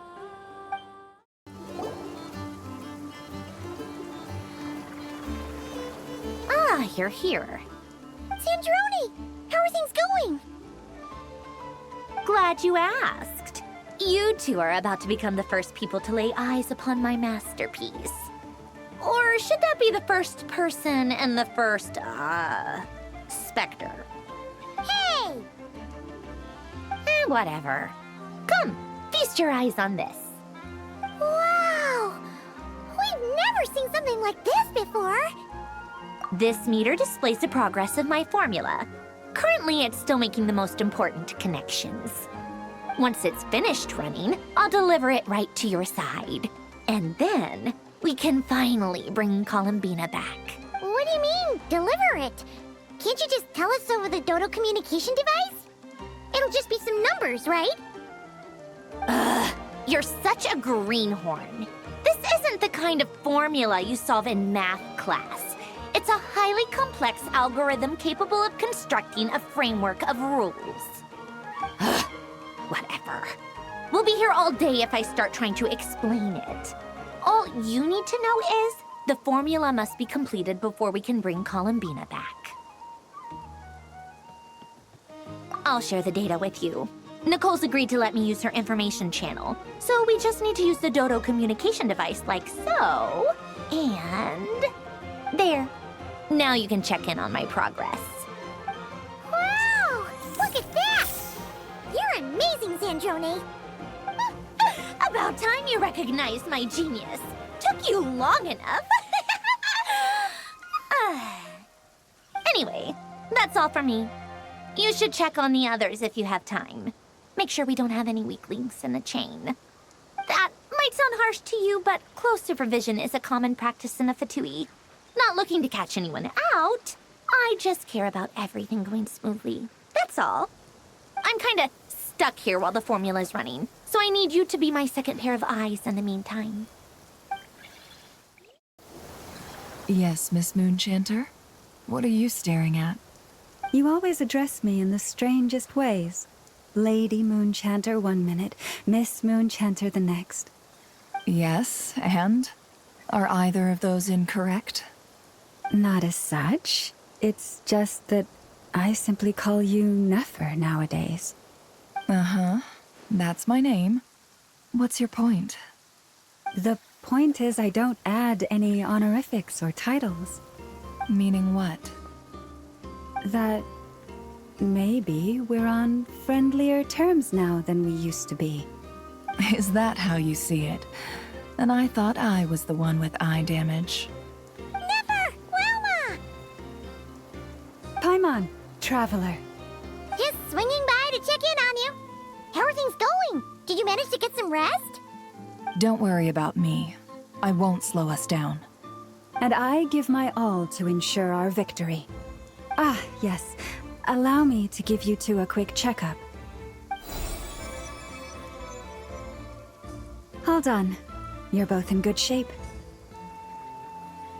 You're welcome. You'll have your work cut out for you in this battle against Dottore, so make sure to get some rest in first. Paimon will keep an eye on her. Don't you worry. I'm glad to hear it. Take good care of yourself, too, Paimon. Sure thing. Traveler, Paimon, a pleasure to see you both. Friends! How's everything coming along? Fairly well, if I do say so myself. Personally, I am ready to confront Dottore head-on. Ooh, you sound much more serious than usual.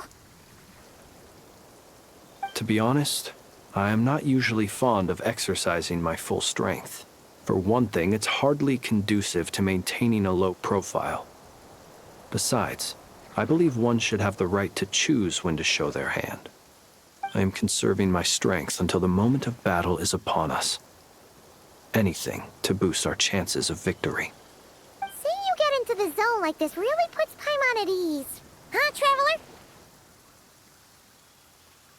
I consider it an honor to have your trust. Rest well. I look forward to seeing you both in your element during the battle.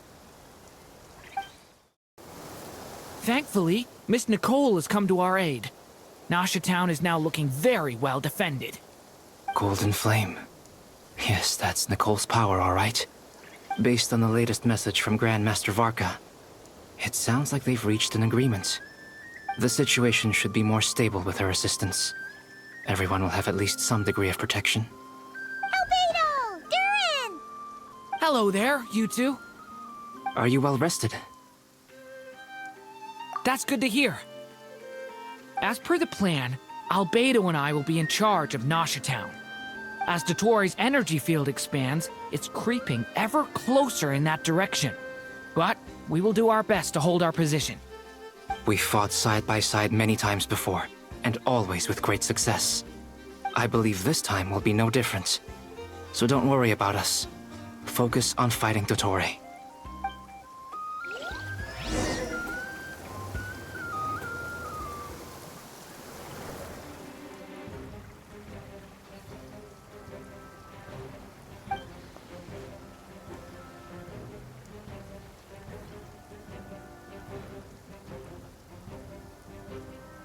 Here they come. That's quite a horde. As we expected. Get ready, everyone. Take your positions and prepare to engage. Let's begin. I'm at the ready.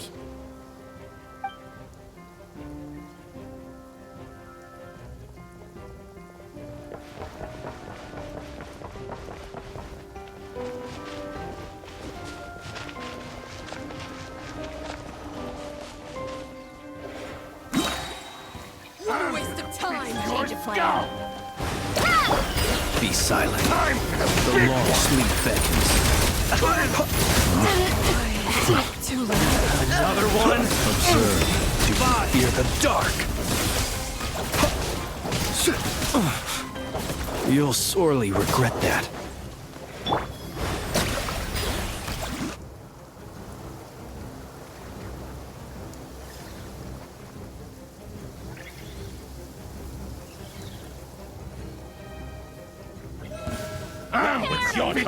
Leave this place.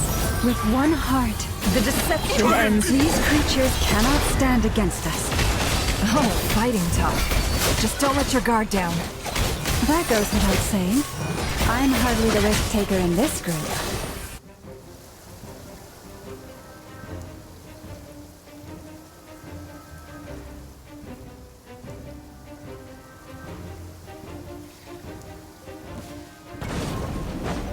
Burst forth! Moments of birth! The story has only just begun! Get back! That was easier than I thought. Naturally. What do you mean? Is it because as created beings go, we're of a...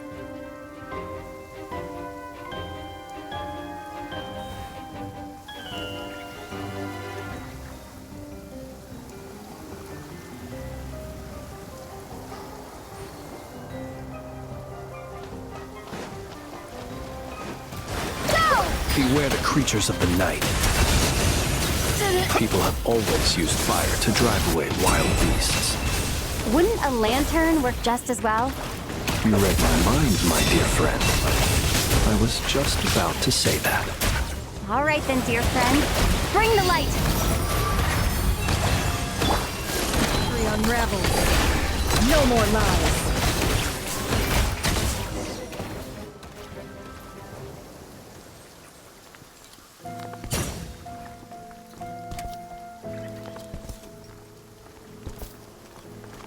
You're looking well. I trust you've had a good couple of days. Dottore. It's actually a good thing, in my view. If the subjects of my experiment were to die prematurely, it would throw quite a wrench in the works. And so, I must thank you all for your resilience. We are no longer on the same level, but you are nonetheless worthy of my respect. A creator god should be merciful and gracious after all. And in any case, it is only right that before I end your lives, the world is informed of the arrival of their new god.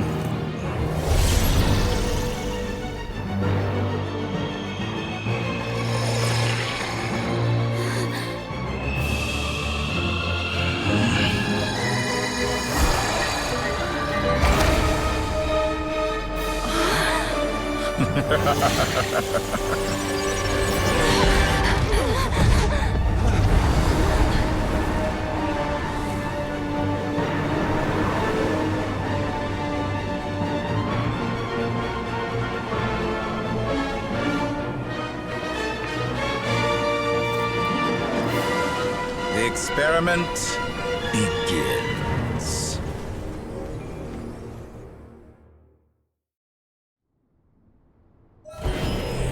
With the marrow of the three moons in my hand, behold the false moons fall!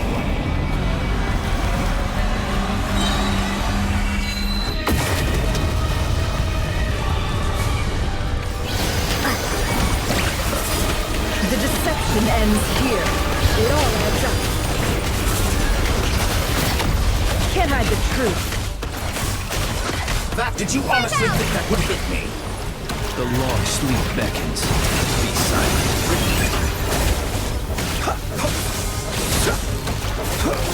Observe.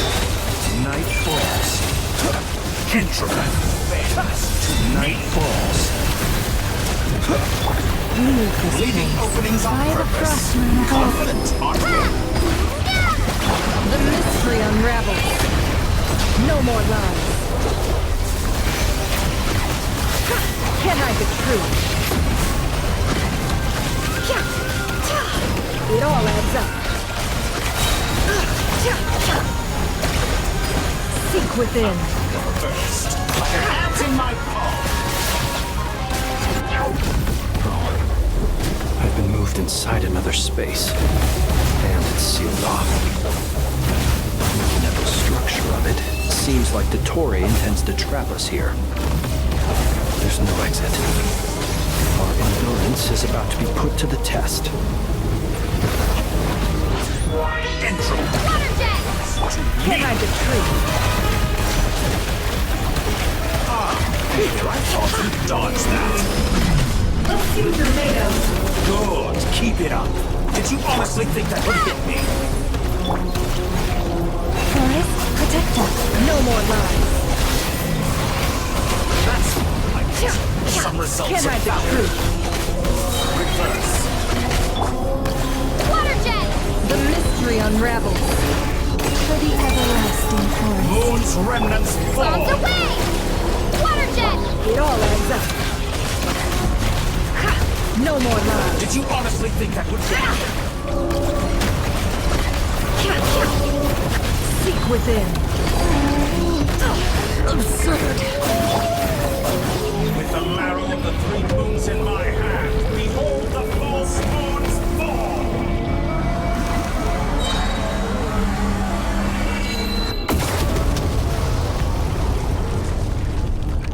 Be shackled! By the frost moon of old, leave this trouble. The mystery Tell me, unravels. where will you try scurrying ends off to next?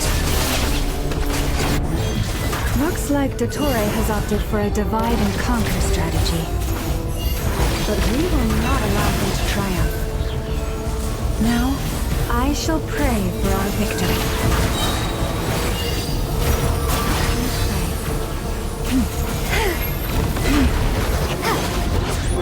Entropy bends to me! Can't hide the truth. It all falls into place.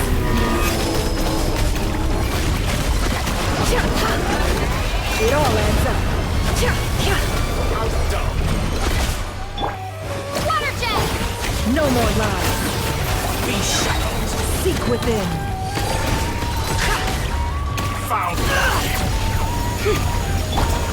Water jet! Let's see what you're made of. Good, keep it up. I'm still collecting Can't hide the truth. No more lies. Moon's remnants fall! Let's see what you're made of. That's more like it. Summers, did you honestly think that would hit me? It all adds up. Be annihilated! That which cannot stand against me! What's this supposed to be? A knockoff version of the space Columbina got trapped in? There really is no way out. We'll see about that, Dottore.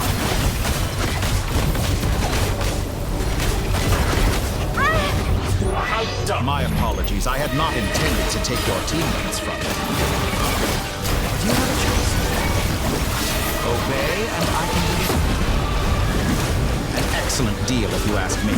Entropy. Won't you consider it? Water jet! Bombs away! Water jet!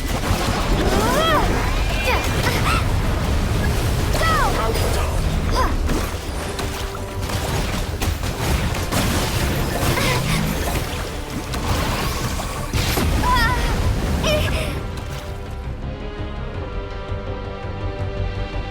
I'm aware you've been working on some little tricks to surprise me with, but it appears that none of them have come to fruition. My guess would be that you're trying to bring Columbina back. But then, where is Sandrone? Or are you trying to buy time for her? I always found their friendship to be a curious phenomenon. Two highly incongruent personalities, and yet they share a deep connection. Speaking of Columbina, I once saw her as like a younger sister. We got along quite amicably while she was with the Fatui. But then one day she suddenly decided she would refuse to take part in any further experiments. To this day, I truly don't understand what I could have done to upset her so much. It's such a pity. I could have had a sister, a family. But alas, she grew to dislike me. You're not fit to be family to her. That I can't deny. So many people, all obsessed with playing out the same tired old dramas. This world is rotten to the core. And then there's you. You had every opportunity to reach the right conclusion. The thought of killing you off like this?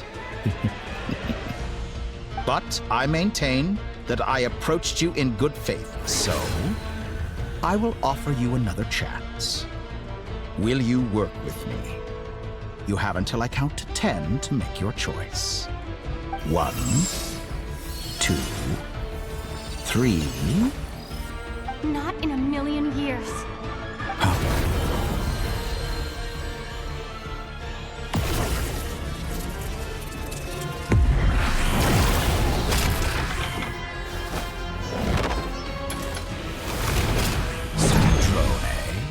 What a pleasant surprise. I didn't think you'd join us all the way up here. You're as sick and twisted as ever. Don't fool yourself into thinking anyone's grateful for the chances you're offering them. Sandrone, but the formula hasn't finished running yet. Funnily enough, I was just discussing a collaboration opportunity with the Traveler, and then I see you, who I must say is a good example of an opportunity gone to waste. Gone to waste? I said that everyone would get one chance, and you've used yours to march right back into the lion's den. So yes, it's an utterly wasted opportunity. And what makes you think I believe a word that comes out of your mouth? I was planning on disposing of your little formula after wrapping up more urgent business here. Since you've taken the trouble of serving it to me on a silver platter, I can simply bring it forward in the schedule.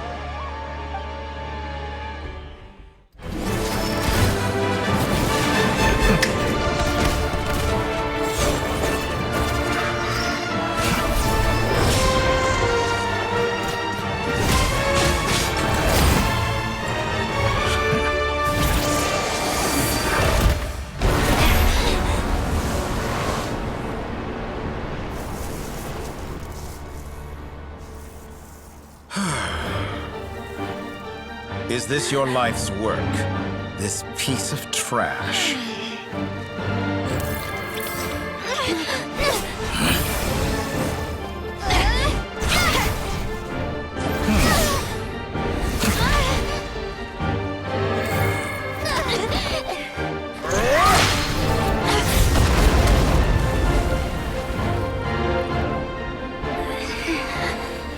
Your formula runs too slowly, Sandrone. You put your hope for success on others instead of fighting dirty. That is why you have failed. Now, whom should I slay first? Any volunteers? No one? How nice of you to leave the decision to me.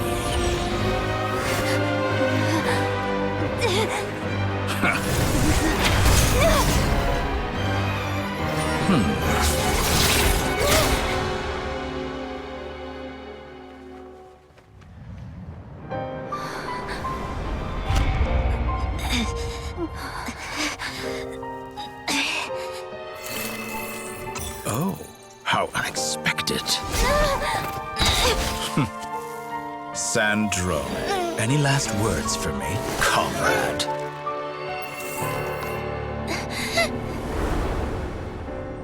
Is there anything you wish for? Not really. But I've always known what I don't want. Go to hell, Dottore.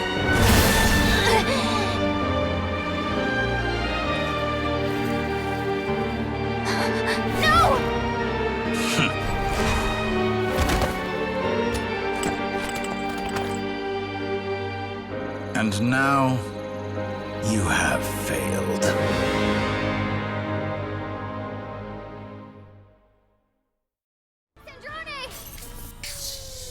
Now you see how fragile mechanical contraptions are.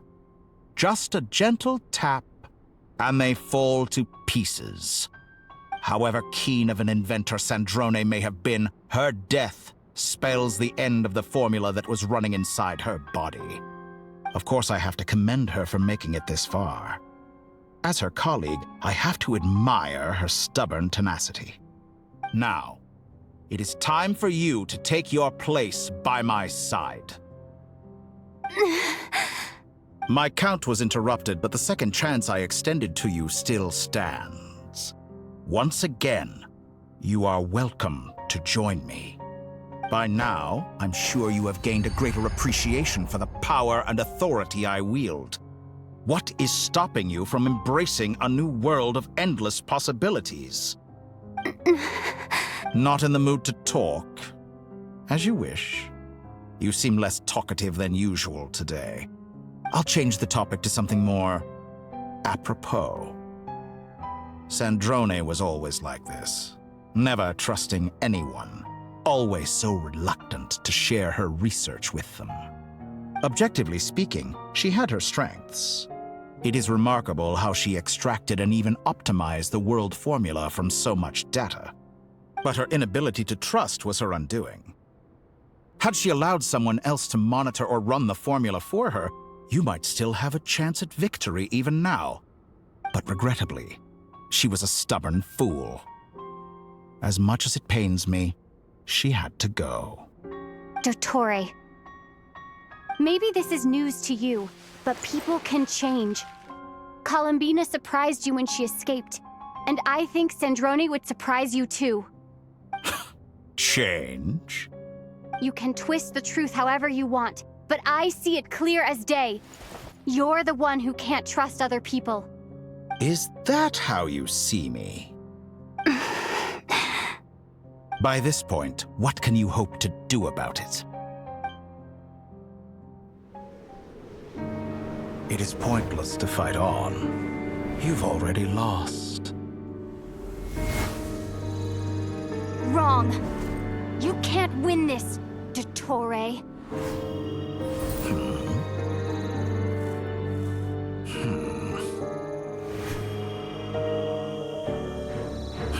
What?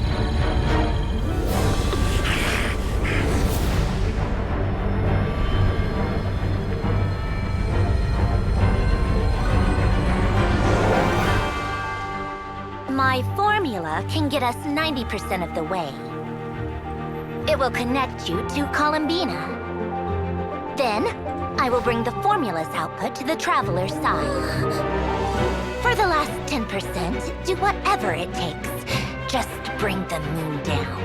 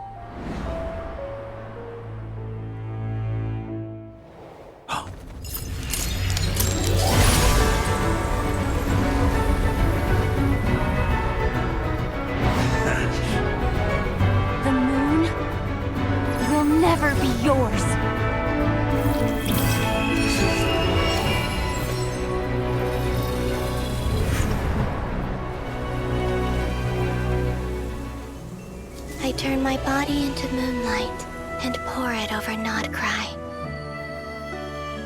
My soul, I leave here to inform my future friends. Lastly, I will hide the Trilune Authority within the Frost Moon. And when my body, soul, and authority are reunited, finally...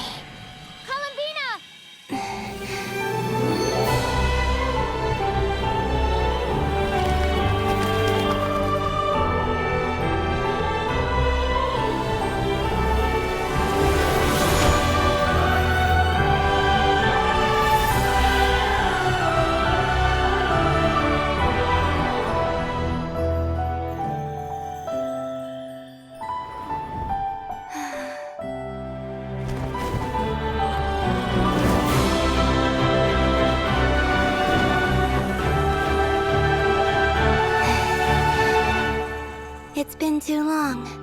I'm back.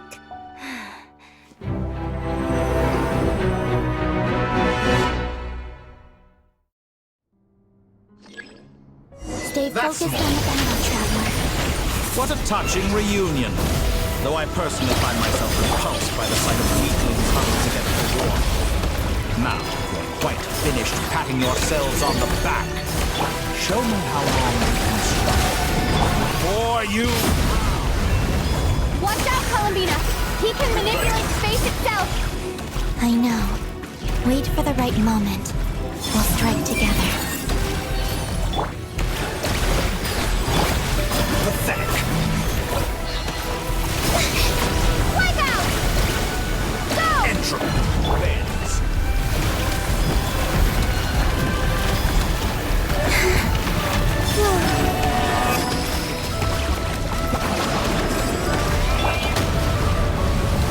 Water jet!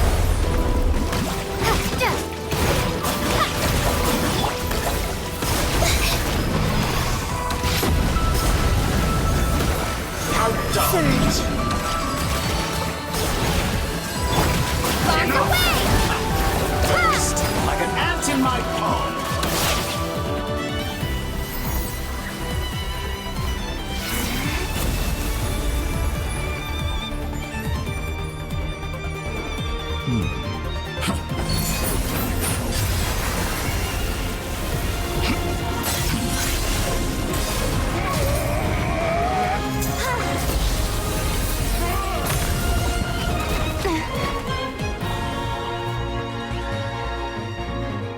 I grant you the new moon's blessing. The new moon shines upon you. I am growing weary of your stubborn... It's over, Dottore!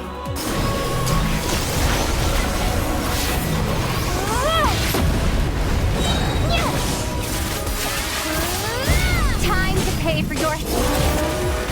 No longer must the world cower in its old night.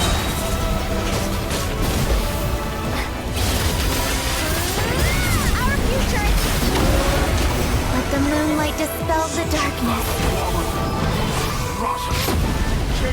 World!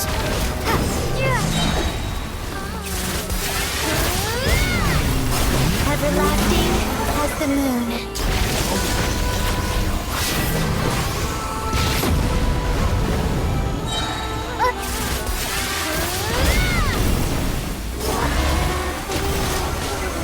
Only I could shape the new world! Only I!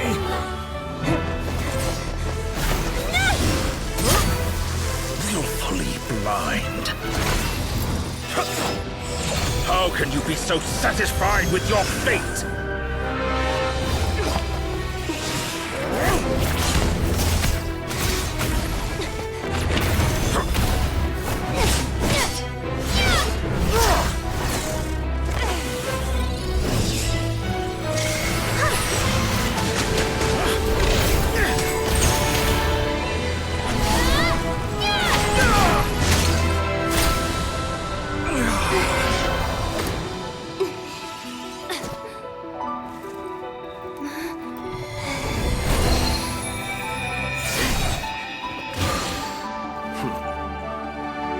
This battle was never about fate. It's about friends, family, and the home you stole from them. So dull. Only the weak rely on each other for comfort. You shall see. Once I transcend fate, you will be nothing but fodder for my grand experiment! That will never happen.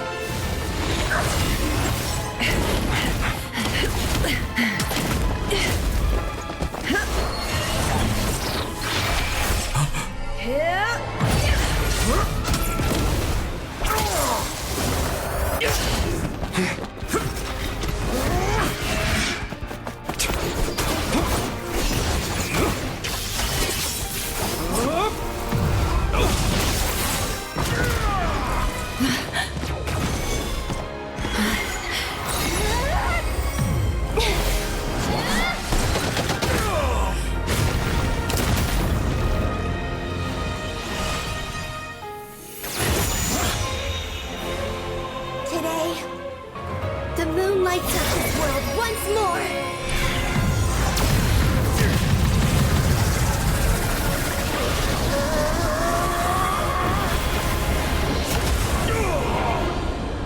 This loathsome world.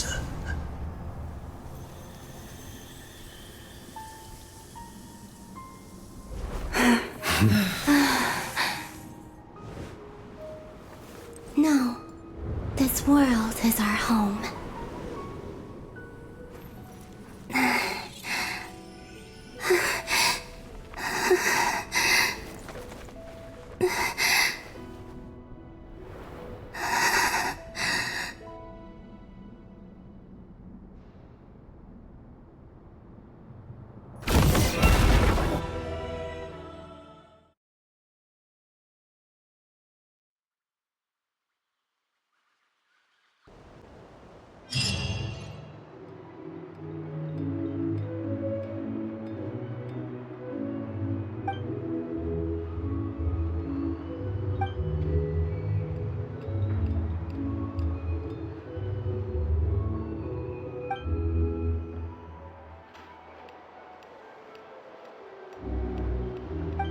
No, you're doing it wrong. The moon looks like this now.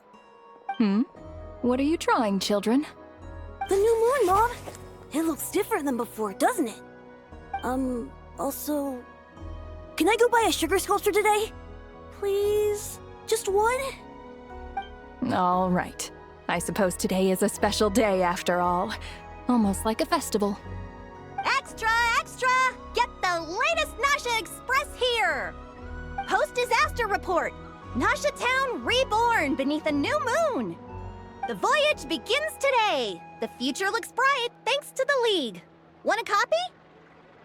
I knew things would be different, but I didn't think that would include the moon. They say a new moon goddess has been born. A new moon goddess? Who's saying that? The Frost Moon Scions? I guess so. I'm not too clued up on the details. As far as I'm concerned, the moon's still in the sky and it's business as usual. Hey, since we've come all this way, shall we grab ourselves a free meal while we're here? Are you a convert now? Or are you just here for the free lunch? Oh, come on, what does it matter? After everything we've all just been through? That smells good. All right, that's it. I'm hungry. Time to eat. Come on! We gotta get there early, or there won't be any good spots left! Shh, keep it down. This is a residential area. What if people are still sleeping?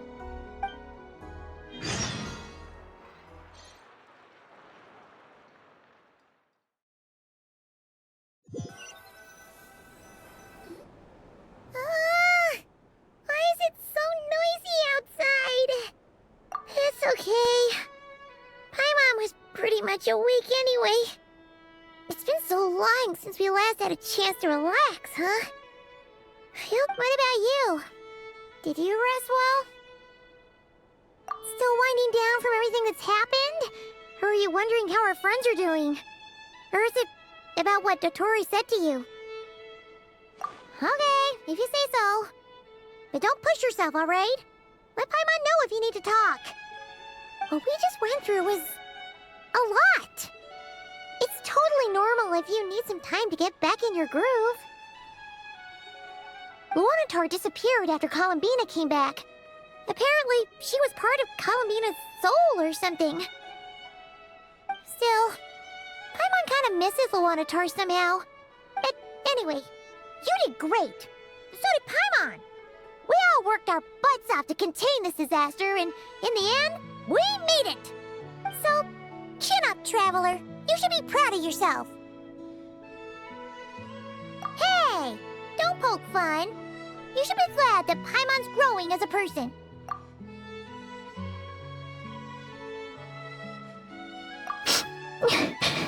Paimon didn't think you'd mention it. You have no idea how anxious Paimon was. She was worried sick about you. Well, if you really want to show Paimon you're sorry, you're gonna need to make it up to her. You better be ready to splash out on a lavish meal.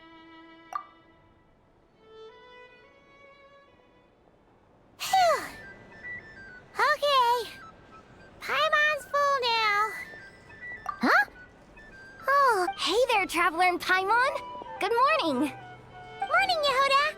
Here for some breakfast? Oh, I've already eaten. Just need some water. I was mostly worried you might forget what day it was today. So, I came over to remind you. Careful there, Paimon. Too much food will make you drowsy. Don't let anyone catch you hiding at the back and nodding off during the League meeting. Yeah, she'd probably be saying that to Aino. She's the baby of the group, if anyone. True. You know, I'm surprised that all these competing groups are actually coming together to try to solve things together. Definitely a first for Nodcry. Well, nothing like a region-wide calamity to bring people together. After that, surely even the most self-interested people have to realize that going it alone isn't worth the risk, right? Try telling Boss Neff that. She's not exactly convinced that people are gonna get with the program. Really?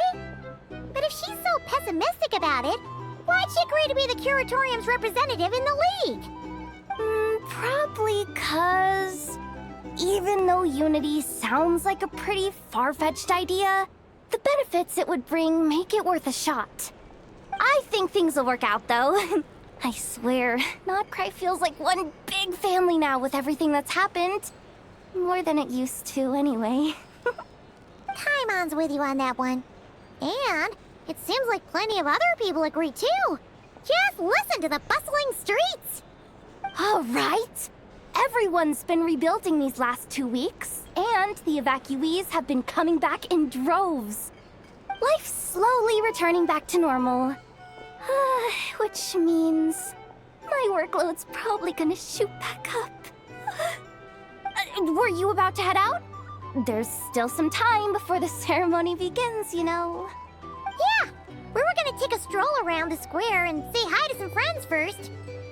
Sounds good. See you later then. Please accept today's boon. Have a nice day. Are Paimon's eyes deceiving her, or is that Inefa handing out food for the Frost Moon Scions? Hello there. Would you like a feast of the moon, along with some snacks of the day? So, what's new, Inefa? It was only a few days ago when we last saw you, but it looks like you've joined the Frost Moon Scions in that time. And Aino too? What are you talking about, Paimon? We're just here to help. Duh. In the wake of the disaster, it's all hands on deck. We responded to Lama's request for support. At times like these, the smallest good deed can inspire others and help them through the hard days ahead. And we're using eggs and heating tubes to make that a reality. In true Kromkake Crab Shop style! Enough! Did you hear that? The Traveler said I did good. The Traveler! That's because it's true, I know. Proposal. If you can resist eating today's dessert, I will provide you with compliments, too. No way! Well, That proposal got shot down quickly. I need something to get me through the hard times too, you know. Mom! Yes, dear. Go right ahead. Excuse me. Could I take a photo with the robot lady? She helped us get safely out of Notcry, and she helped us get back home too. She's the best. Of course she is. And since I'm the whiz kid who built her, that makes me even better than best, right? But you stole my snacks though. Oops. Shall we move to the open space near the center? The view there is better. Thank you! Aren't you the better pick for this job, Flint's? You underestimate yourself yet again, Master Ilua. Not at all.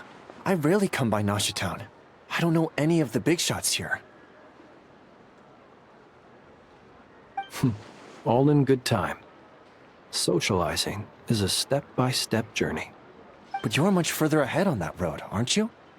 You're not seeing the full picture. You know the truth now. My friends do not understand my habits. There is no question about it. The Lightkeepers need a representative in the League. Someone who is upright, cares about other people, and can realize their self-worth through group action. You say it like you wouldn't make the cut. I am most flattered that you think I would. Sigh a little less, Master Ilua, and have more faith in yourself.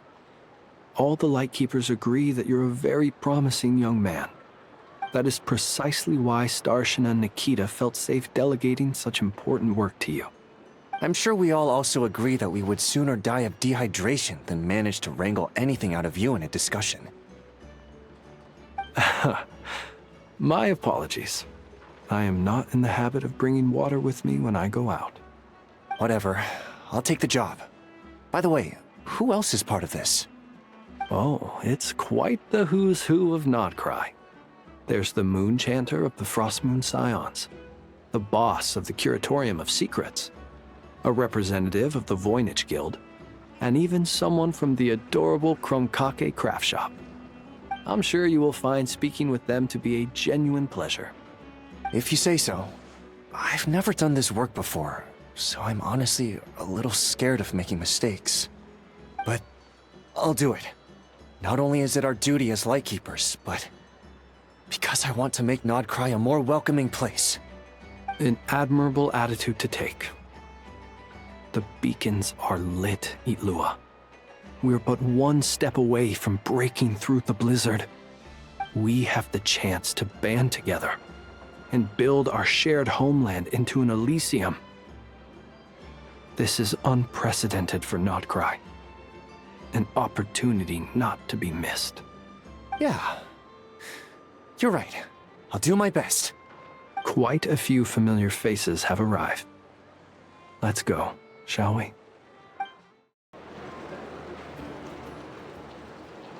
Wow! Everyone's here! You seem well rested. I know no one's asked, but I'm sure you all want to know, so let me just say, we're doing great. Thanks. Well, great, but not perfect. Starting to lose my mind from boredom. Can't drink a drop of alcohol while I'm waiting for my wounds to heal. I'm sure you had a sneaky swig or two. Wait, how'd you find out?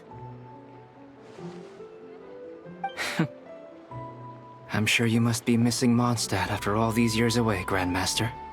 Yeah, you could say that again. Every time I get news from Mondstadt, it makes me want to go back and see the place for myself. Honestly, once things are wrapped up here, I think it'll be time to head back home. Hey, looks like someone's taking the stage. Can everyone see okay? Anyone need a boost? I'll just listen from the back. It's fine. You're taking this pretty seriously, huh, Durin? Well, it's not every day that I get the chance to see how people speak in official settings. Soak it up like a sponge. I'll make sure you get a chance to practice for yourself later down the line. Actually, I know just the thing. You can debrief the Knights of Favonius for me. Mr. Varka, are you forgetting that I'm not a Knight of Favonius? I can knight you. Any particular title you'd like? Is he joking? I really can't tell. You'll have to figure this one out for yourself. It'll be a good learning experience. It is my honor to host the opening ceremony for the League, and to have this opportunity to speak to you all in my capacity as Voynich Guild representative. Could this person also have been pushed onto the big stage by the real big shots? Guess I'm not the only one then. We come here today, having weathered the trials and hardships of yesterday, and having learned from them the importance of unity and cooperation. All right, here we go.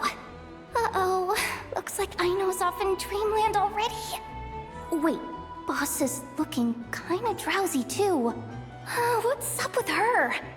Come on, get this speech over with already. Nodcry is our home, the land we rely on for survival. And as we chart a course for the future, may we persevere through the storms ahead as we sail towards a new era of prosperity, freedom, and hope.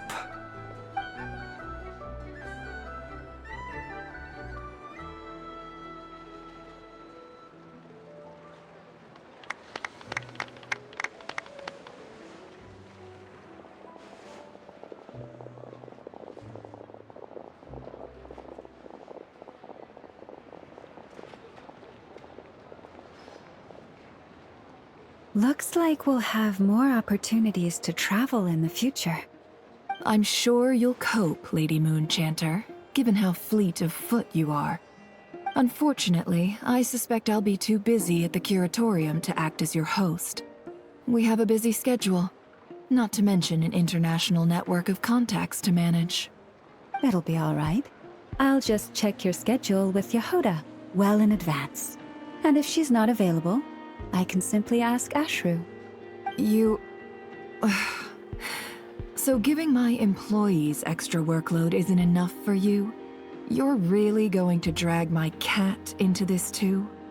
I thought you'd approve. Aren't you forever increasing your employees' workloads? That's a bold statement.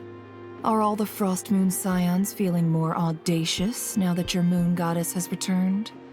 Columbina's return has brought joy to all who care about her. That includes both you and me.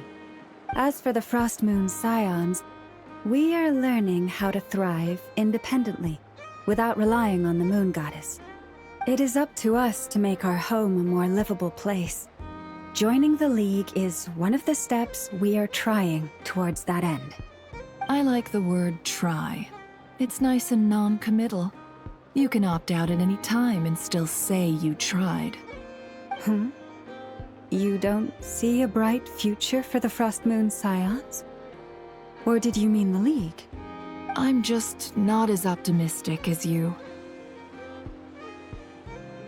The Frost Moon Scions should count themselves lucky that they have a leader as stubborn and enterprising as you. But Nodcry's a big place, with all kinds of people.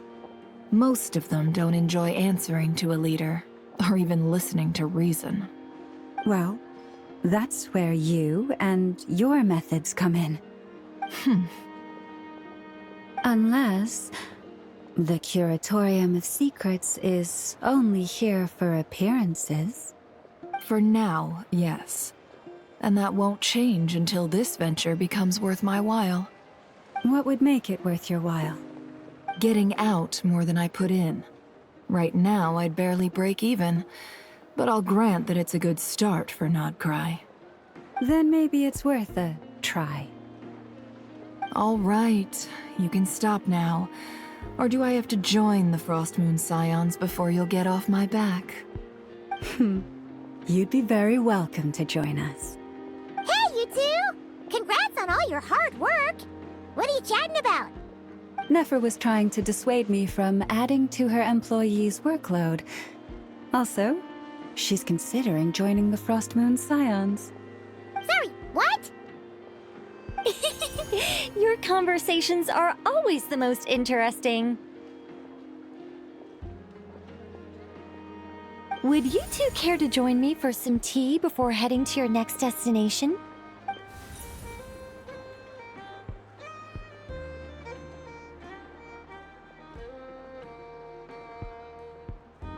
Nicole? Wait, where are you? Aren't you gonna show up today? Sadly not.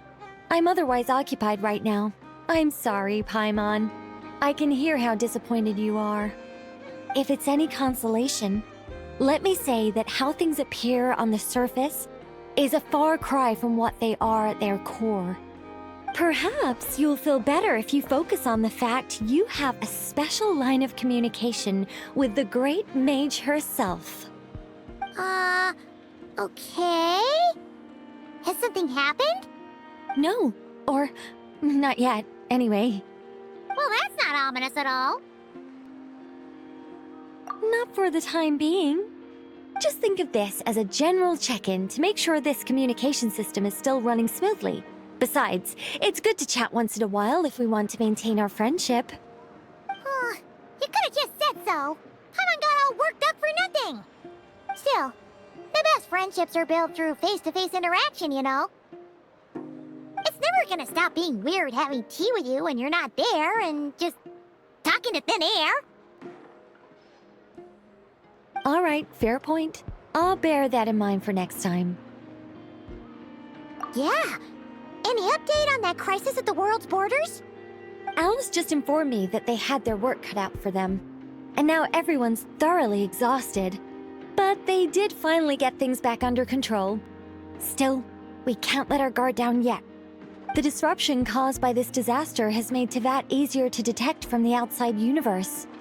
She plans to wait for things to stabilize, then reschedule her Mondstadt vacation plans. As for me, I agree with Hat Guy's perspective. This is a time when many new variables are emerging, and the situation is changing constantly. Plus, most of this change is for the worse. We have to remain vigilant and ensure that the embers of chaos are not rekindled. I did notice that the energy in Nodcry changed somewhat after the War of Funerary Flame, but since it was still aligned with the Light Realm, I never gave it a second thought. It looks like I'll have to examine the connections between phenomena I observe more closely in the future. Just doing my duty. It's more or less second nature by now. Of course, to give you the full picture, I'd have to start with the substance from which angels were formed. Never mind. Paimon's right. Showing off my knowledge would be much more satisfying in person.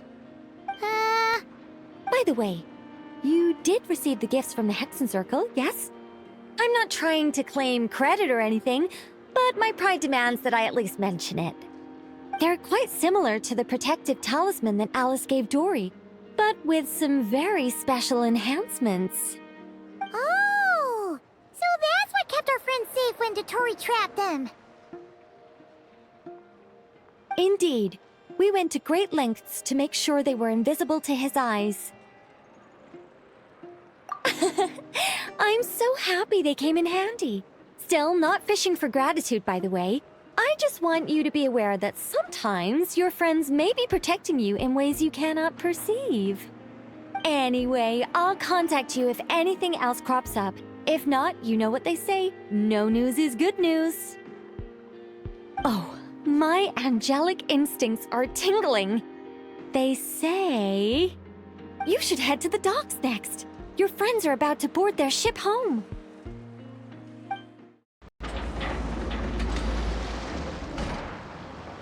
You're here. You're here too, Hat Guy. Are you heading back together? No. I'm bound for Sumeru, and she for Fontaine. We just happened to cross paths at the harbor. Everything seems fine. Sandrone may have an abominable temper, but she's always been very responsible with important calculations, and things entrusted to her by valued friends. You always speak as if you know us inside out, Mr. Hat Guy. Maybe I'm just a good judge of character. I certainly hope that's all there is to it. Regardless, you have been a significant help in this matter. For that, you have my gratitude. I didn't do anything special. Sandrone's the one who completed a seemingly impossible formula and turned the tide of the entire battle, even giving her life in the process. She's the one we should be thanking. Even we were unaware that Sandrone had hidden the real formula inside Polonia's body. She managed to fool Dottore into thinking the formula was running in her system by installing an identical-looking decoy within her. She probably realized that she didn't have the strength to stop Dottore. But this way, she could at least get him to lower his guard. She always worked like that. Always had a backup plan. Well, that's why I'm traveling to Fontaine. She made a request of me long ago, and the time has come to fulfill it. Think of it as her will. She said that should she ever fail in a mission, she'd like me to deliver her core and Polonia's to the Fontaine Research Institute. She also mentioned that she had made arrangements for people there to set her affairs in order. Some of her personal effects, such as her notes, were left to me. I've decided to take them back to the House of the Hearth, for safekeeping primarily, but also as mementos, I suppose. However, there is one book among them that I'd like to leave in your care. I'll have someone deliver it to your residence at the flagship at a later date. No, I was specifically warned not to tell her. This is her last wish, and I will abide by it. I can only hope so, but none of us here can know for certain. I bade farewell to Columbina earlier today. As promised, she turned the iridescent moon's marrow over to me. She spent a long time with Sandrone's body, saying her goodbyes. Oh, is she alright? Sandrone's passing has left a great wound in all of our hearts. It will take time to heal, but Columbina surprised me. She offered me some words of comfort before I departed. Despite being grief-stricken herself, she showed an awareness of the feelings of others around her. She never used to act like this. Clearly, she has grown. And I suspect that we have you to thank for much of the change we are seeing in her.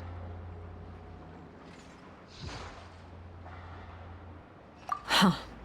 After these recent events, the Tsaritsa has revoked the Pale Star Edict. Snezhnaya now realizes that the arrest warrant for Columbina was just a ploy by Dottore, who coveted her powers. I shall return to Nodcry to see her as soon as I find the time. I hope that from now on, she too will explore more of the world. Columbina Hyposelenia's journey is only beginning. My ship is here. Traveler, Paimon, we shall meet again. You too, Hat Guy. What are you still bumming around for? Isn't Columbina waiting for you? I thought today was the day you'd agreed with her to go find out the truth about your sibling. You're afraid you won't like the truth when you see it. Well, this is new. I was starting to think that nothing could scare you. Don't say that! Wouldn't you be if you were in this situation? Fair point. But I'd say I have more experience facing up to unpleasant truths than the Traveler. They say blood's thicker than water. I know how much you need your family back. More than you need any of your friends. And I'm sure that all your real friends understand that too. No matter what the truth turns out to be, they will stick by you and support you, whatever decision you make. Finding the truth is important. But more important still is what you choose to do once you've found it. At least, that's the life lesson I've learned from my experience, grappling with the truth. What, now that Dottore's dead and gone? A little, I guess. But it hasn't solved everything. Maybe I regret not getting to end his life with my own hands. Or maybe it's something else. But for whatever reason, I still feel like I have a chip on my shoulder. Either way, I'm going back to Sumeru. Lesser Lord Kusanali is gonna need help dealing with all the chaos Dottore left in his wake. Not just from this incident, but everything he did in the past, too. You should continue with your journey, as you've always done. Who knows? Maybe we'll meet again someplace else. So, what should we do now?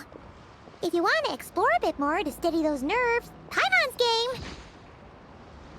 After all, when Columbina said she knew where your ship was hidden, Paimon promised to give you two some alone time with the truth. It hasn't been all that long since we were last apart, sure, but with Columbina there, Paimon's sure things will be just dandy.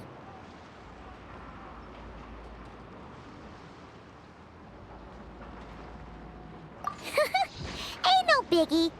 Paimon might be all about that food and fun, but she knows how to do right by people. Paimon's sure you'd prefer to digest the news about your brother in peace. But, no matter what you see, just know you can share it with Paimon.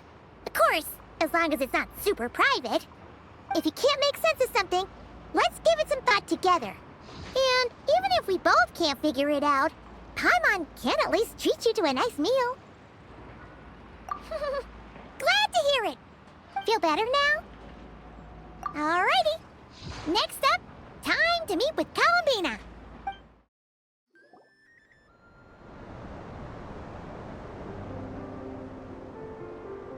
Columbina, we're here!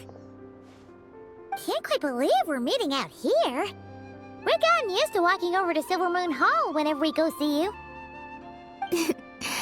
Well, you're still welcome to go there whenever you want to see me.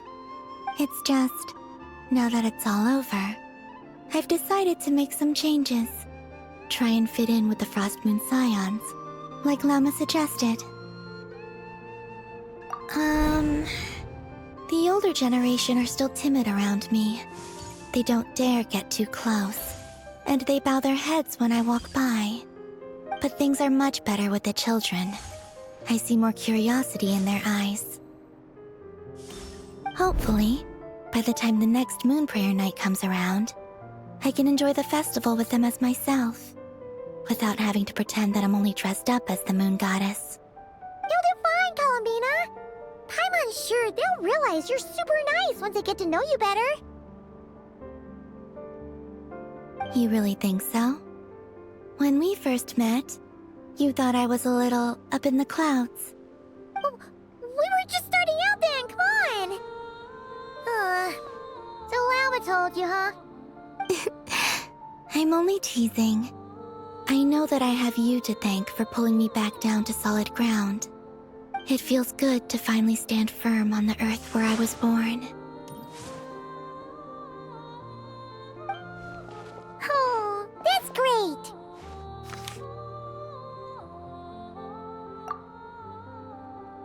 Thank you. I'll make sure not to lose it this time. Well then, are you ready?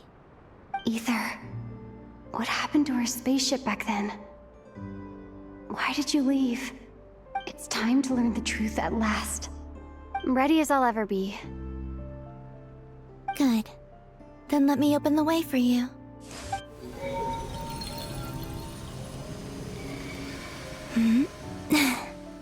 Where does this lead? To our shared destination. Huh? Do you remember me telling you about my missing prologue back when we just met? I said that my story began on the moon. But while I was inside the moon's reflection, I realized that my prologue was really hidden in the future. I just had yet to discover it at that point. The story of the time before I was born was in fact the story of my distant future. It's truly fascinating, but when I obtained the Trilunar Authority and returned to our present reality, I sensed something I hadn't expected. So you mean... Yes, your spaceship. All this time, it has been hidden on the Frost Moon, which lay beyond the sky. The great ruler of the firmament. The heavenly principles. Wait, them? Why would they do that? I don't know. Perhaps your ship contains something that is incompatible with Teyvat. Or something that cannot be known. Oh, did I pick a bad time to say this? I know it must have been hard to work up the courage to do this. Maybe I should have waited until you were on the moon, with no chance to back out. That would have been kind of mean, you know.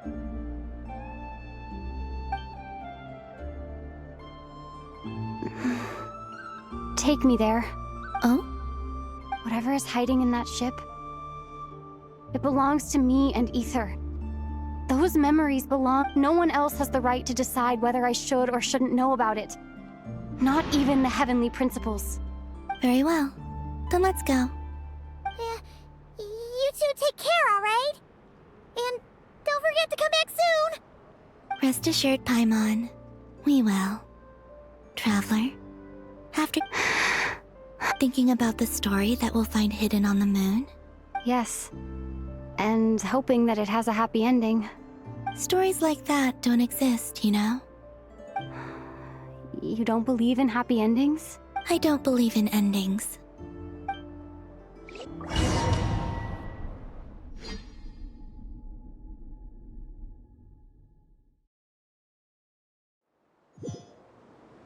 Where am I? This is the pathway I built between Teyvat and the Frost Moon. The moon is very far away from us, so it could be a long journey.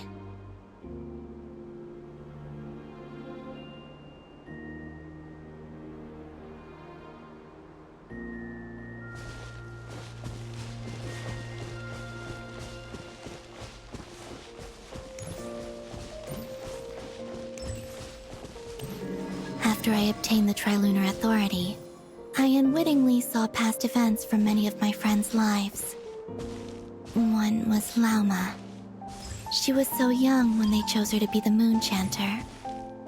From then on, the Frost Moon Scions looked to her to bring messages from their goddess.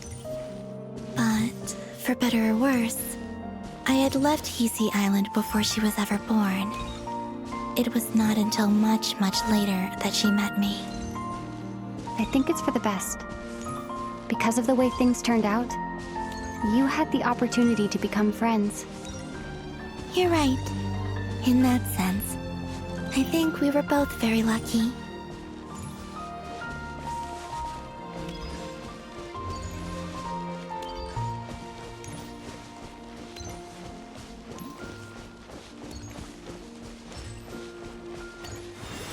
Oh, and about that mage, Nicole. I only recently learned that she has lived in Teyvat since the time of the Three Moon Sisters. The Moon Goddesses always had a good relationship with the angels. I suppose our friendship continues that tradition.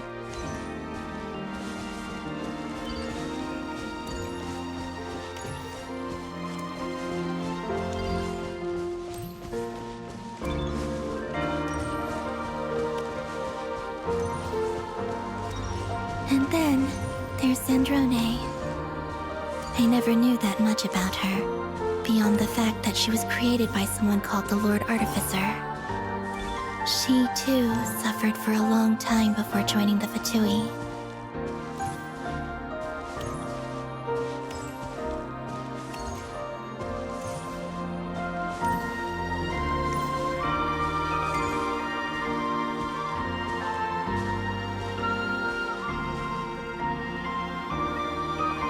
How I wish I could talk to her again, even if only to hear her say nasty things to me.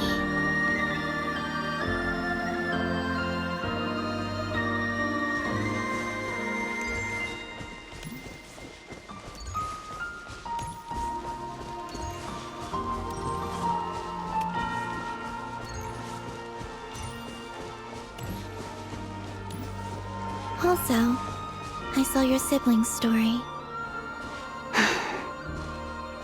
I'm afraid I didn't see much. It seems that he rarely came to the surface, where the moonlight shines.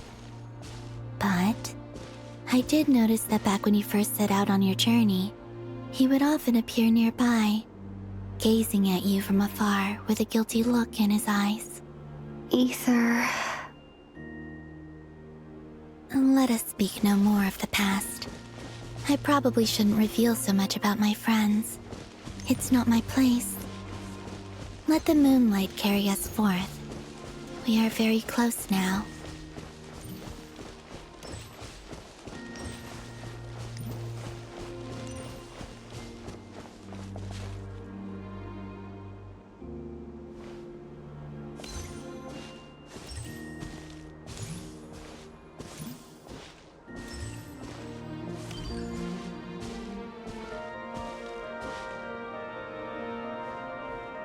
After this, I'd like to bring some kuhenki to the moon as well. If they're willing, of course. What about your other friends? Will you bring them to visit too? Certainly. But I'll need to tidy the place up first. This home hasn't received any guests in a long, long time.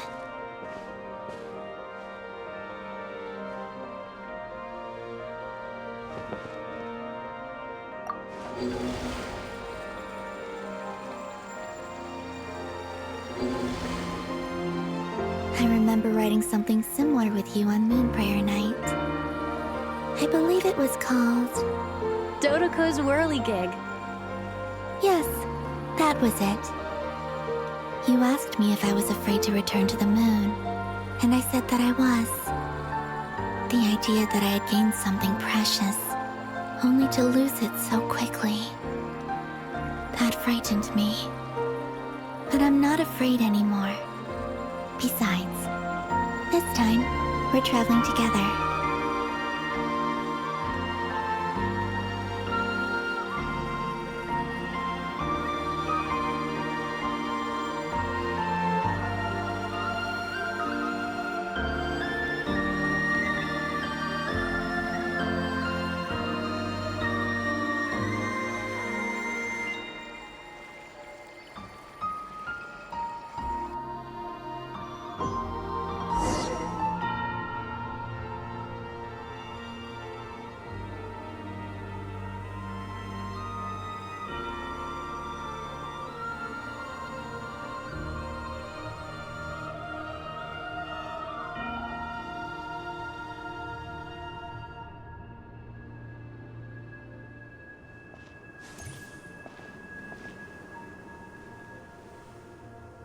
We're here.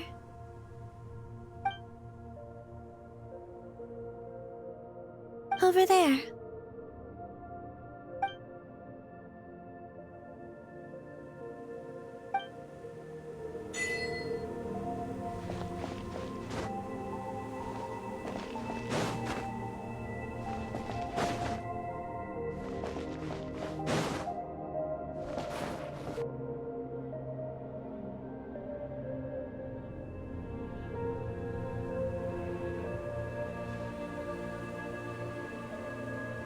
Our spaceship.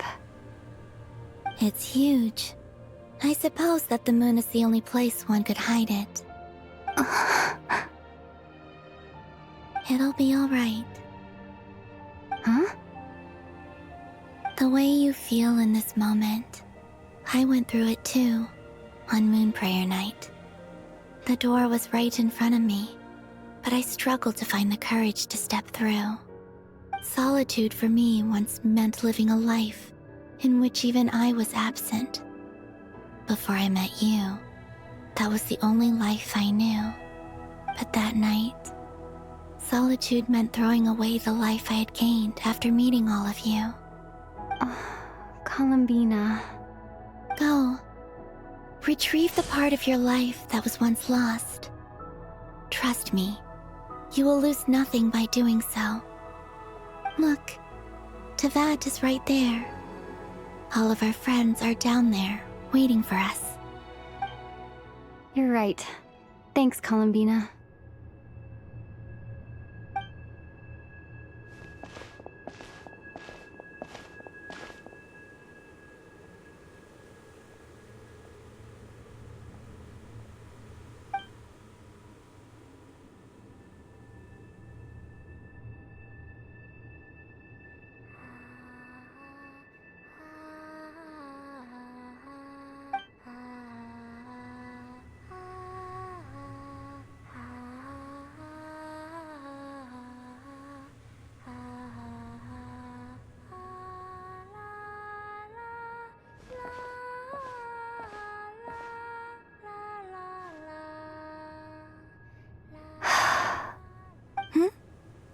finished?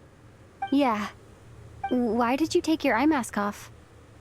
Well, since my return, I've decided to take more opportunities. Besides, I've always wondered how Teyvat looks from the moon. And what do you think? It's beautiful. I could spend a whole day here just gazing at it. What about you? What do you think of the truth you found? I haven't looked at another person's expression in a long time, but I think yours is saying it was neither good nor bad.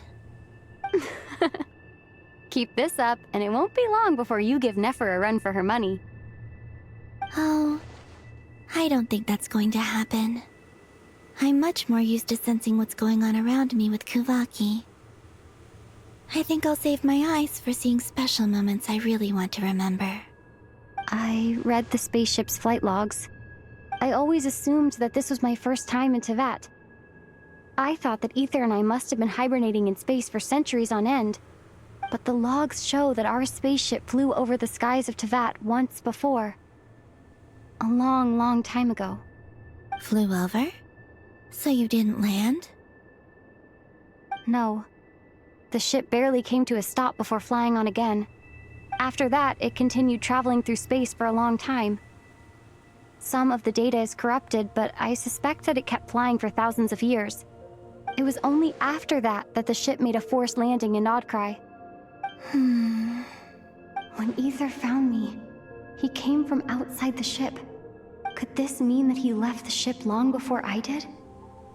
Maybe even during our first pass over Teyvat? Are you all right? Yes. I can feel that the truth is coming together, one small piece at a time. I remember Ether telling me that when he first arrived in Conria, he could not recall the past. So this might be something that even he doesn't know. Here, I made some space for you. Your mind must be racing, and this seems like the perfect place to relax and clear your head. Oh, wait, there's one more thing. What is it? Wait here a moment.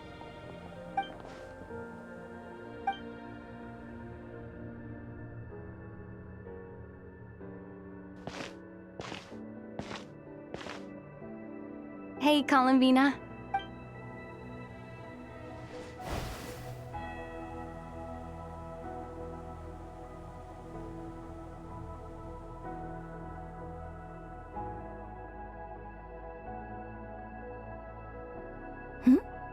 Is that a new outfit? An old one, technically. It's been in a cabinet inside the ship this whole time. It's a matching pair with Ether's. He always liked this set more. Huh. I don't think there's a huge difference. Really? Yes. It's still the same you. You're the same person, no matter what clothes you wear. Only Columbina would make an observation like that. Traveler, do you consider Teyvat your home? Home is wherever Ether is. But then, after all the time I've spent here and everything I've been through... Yes, I'd say it's my home. Would you change your answer if Teyvat changed appearance? I mean, if the truth about Teyvat turned out to be different than what you thought. I don't know. But I don't think so. The truth is not what matters most to me about Teyvat.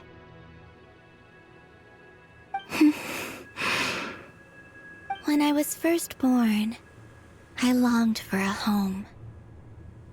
And when you get something before you're mature enough to understand the world, you just take it at face value.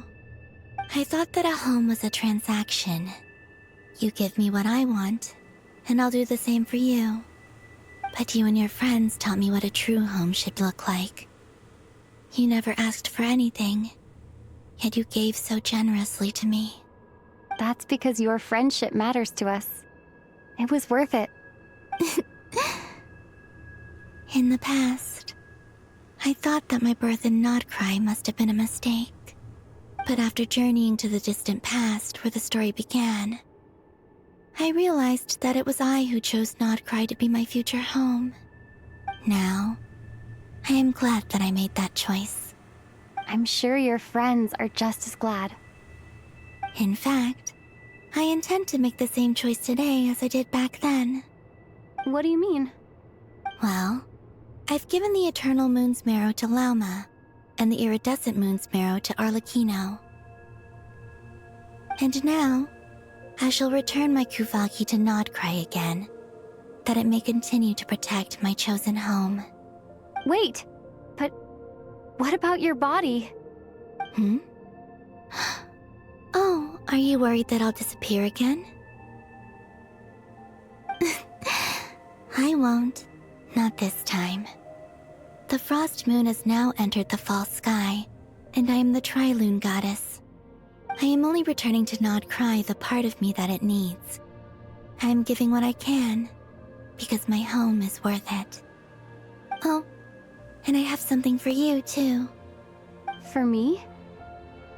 Yes. Come closer.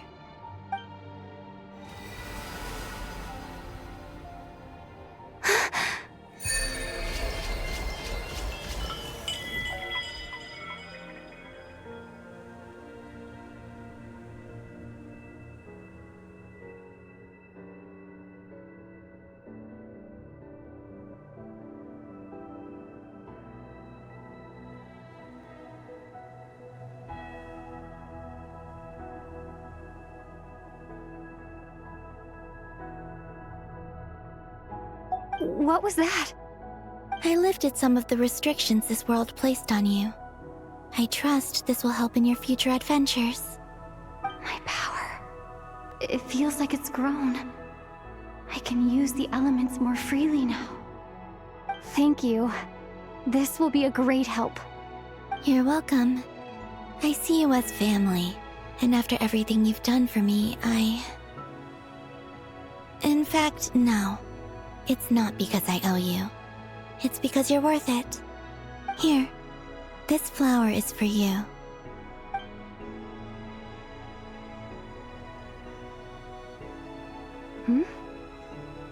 Isn't this a moon prayer blossom?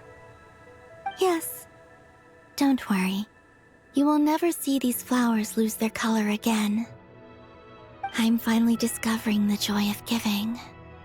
How I wish I'd learned this sooner. Hey, better late than never. What are you thinking about now? Why don't you take a guess? You get 1 shot. I don't think I'll get it in one guess, but I'm sure it's a happy thought. That's kind of a sneaky answer. I can't say you got it wrong. Down into that, the moon seems so far away. I felt it might always lie beyond my reach. But on the moon, everything feels so close by. The haze that once enshrouded the skies has finally been dispersed. I feel like a traveler on a winter's night, starting a new chapter in my tale by the warmth of a bonfire. I don't have a lot of luggage, but I do have a lot of hope for the future. Well, what's next? Next? To start with, I want to stay here just a little longer.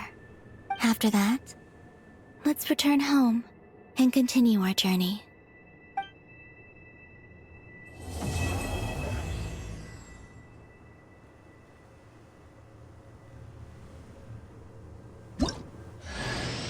These clothes bring back so many memories.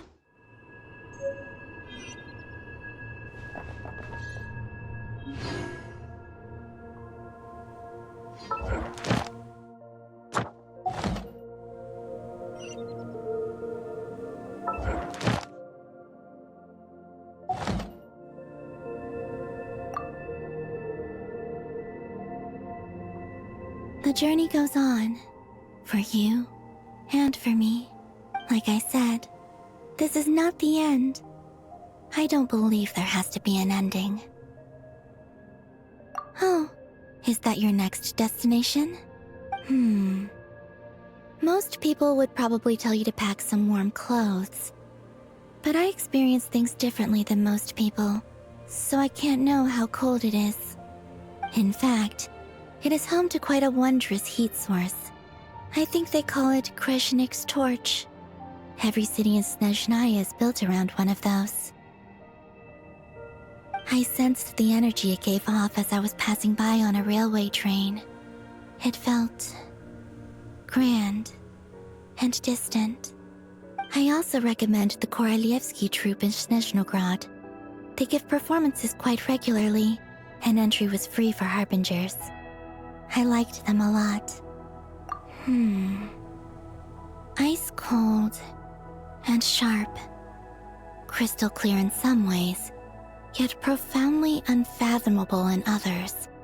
Like the thick layer of ice on top of a frozen lake. That's just the impression that Tsaritsa gives me. I was never able to glimpse what truly lies beneath that icy exterior. In fact, I don't think the people of Snezhnaya even know what kind of power their god wields. Maybe that's because the Tsaritsa herself has never acknowledged, nor accepted that power. There's Regrator, the Rooster, and the Jester. Between them, they control a lot of what happens in Snezhnaya, but I can never wrap my head around how exactly power is split between them. I just know they are each responsible for many specific domains. I noticed that the Rooster and Regrator often appear to get along on the surface, while working against each other in secret. And theirs is not a friendly rivalry. But I wasn't particularly interested, so I tended to keep my distance. Now that I think about it, the term Mistelton often seemed to come up in connection with Project Stuja. Once things settle down in Nodcry, I'd like to explore the world beyond Snezhnaya. You've told me so many stories about the other places you've been to, and all the friends you've made there. I'm curious to visit those nations and see them for myself. It would also help me learn more about the journey that has made you into the person you are today. Okay.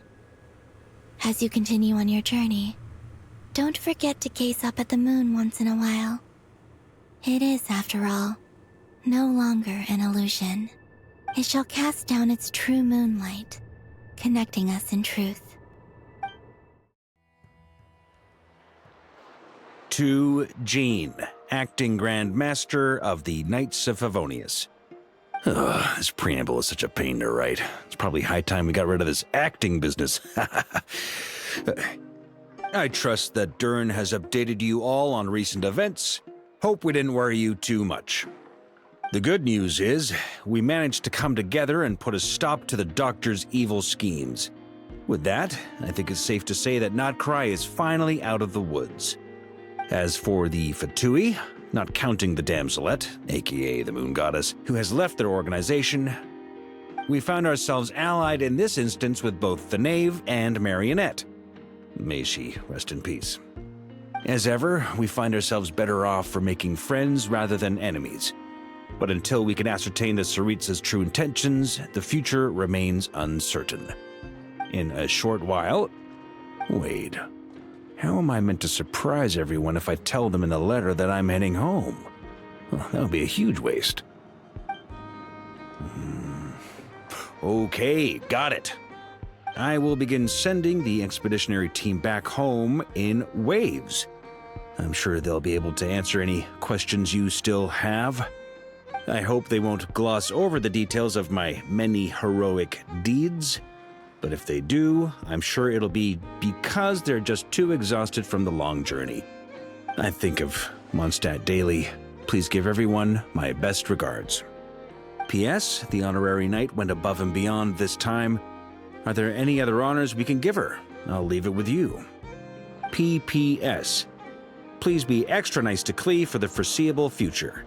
I cashed in on the last favor that the Hexen Circle owed us, so we need to earn some more goodwill. If there's any serious problems, feel free to stick me in solitary confinement when I get back. I'll do the time for her. Whew. And that, as they say, is all she wrote. End of an era.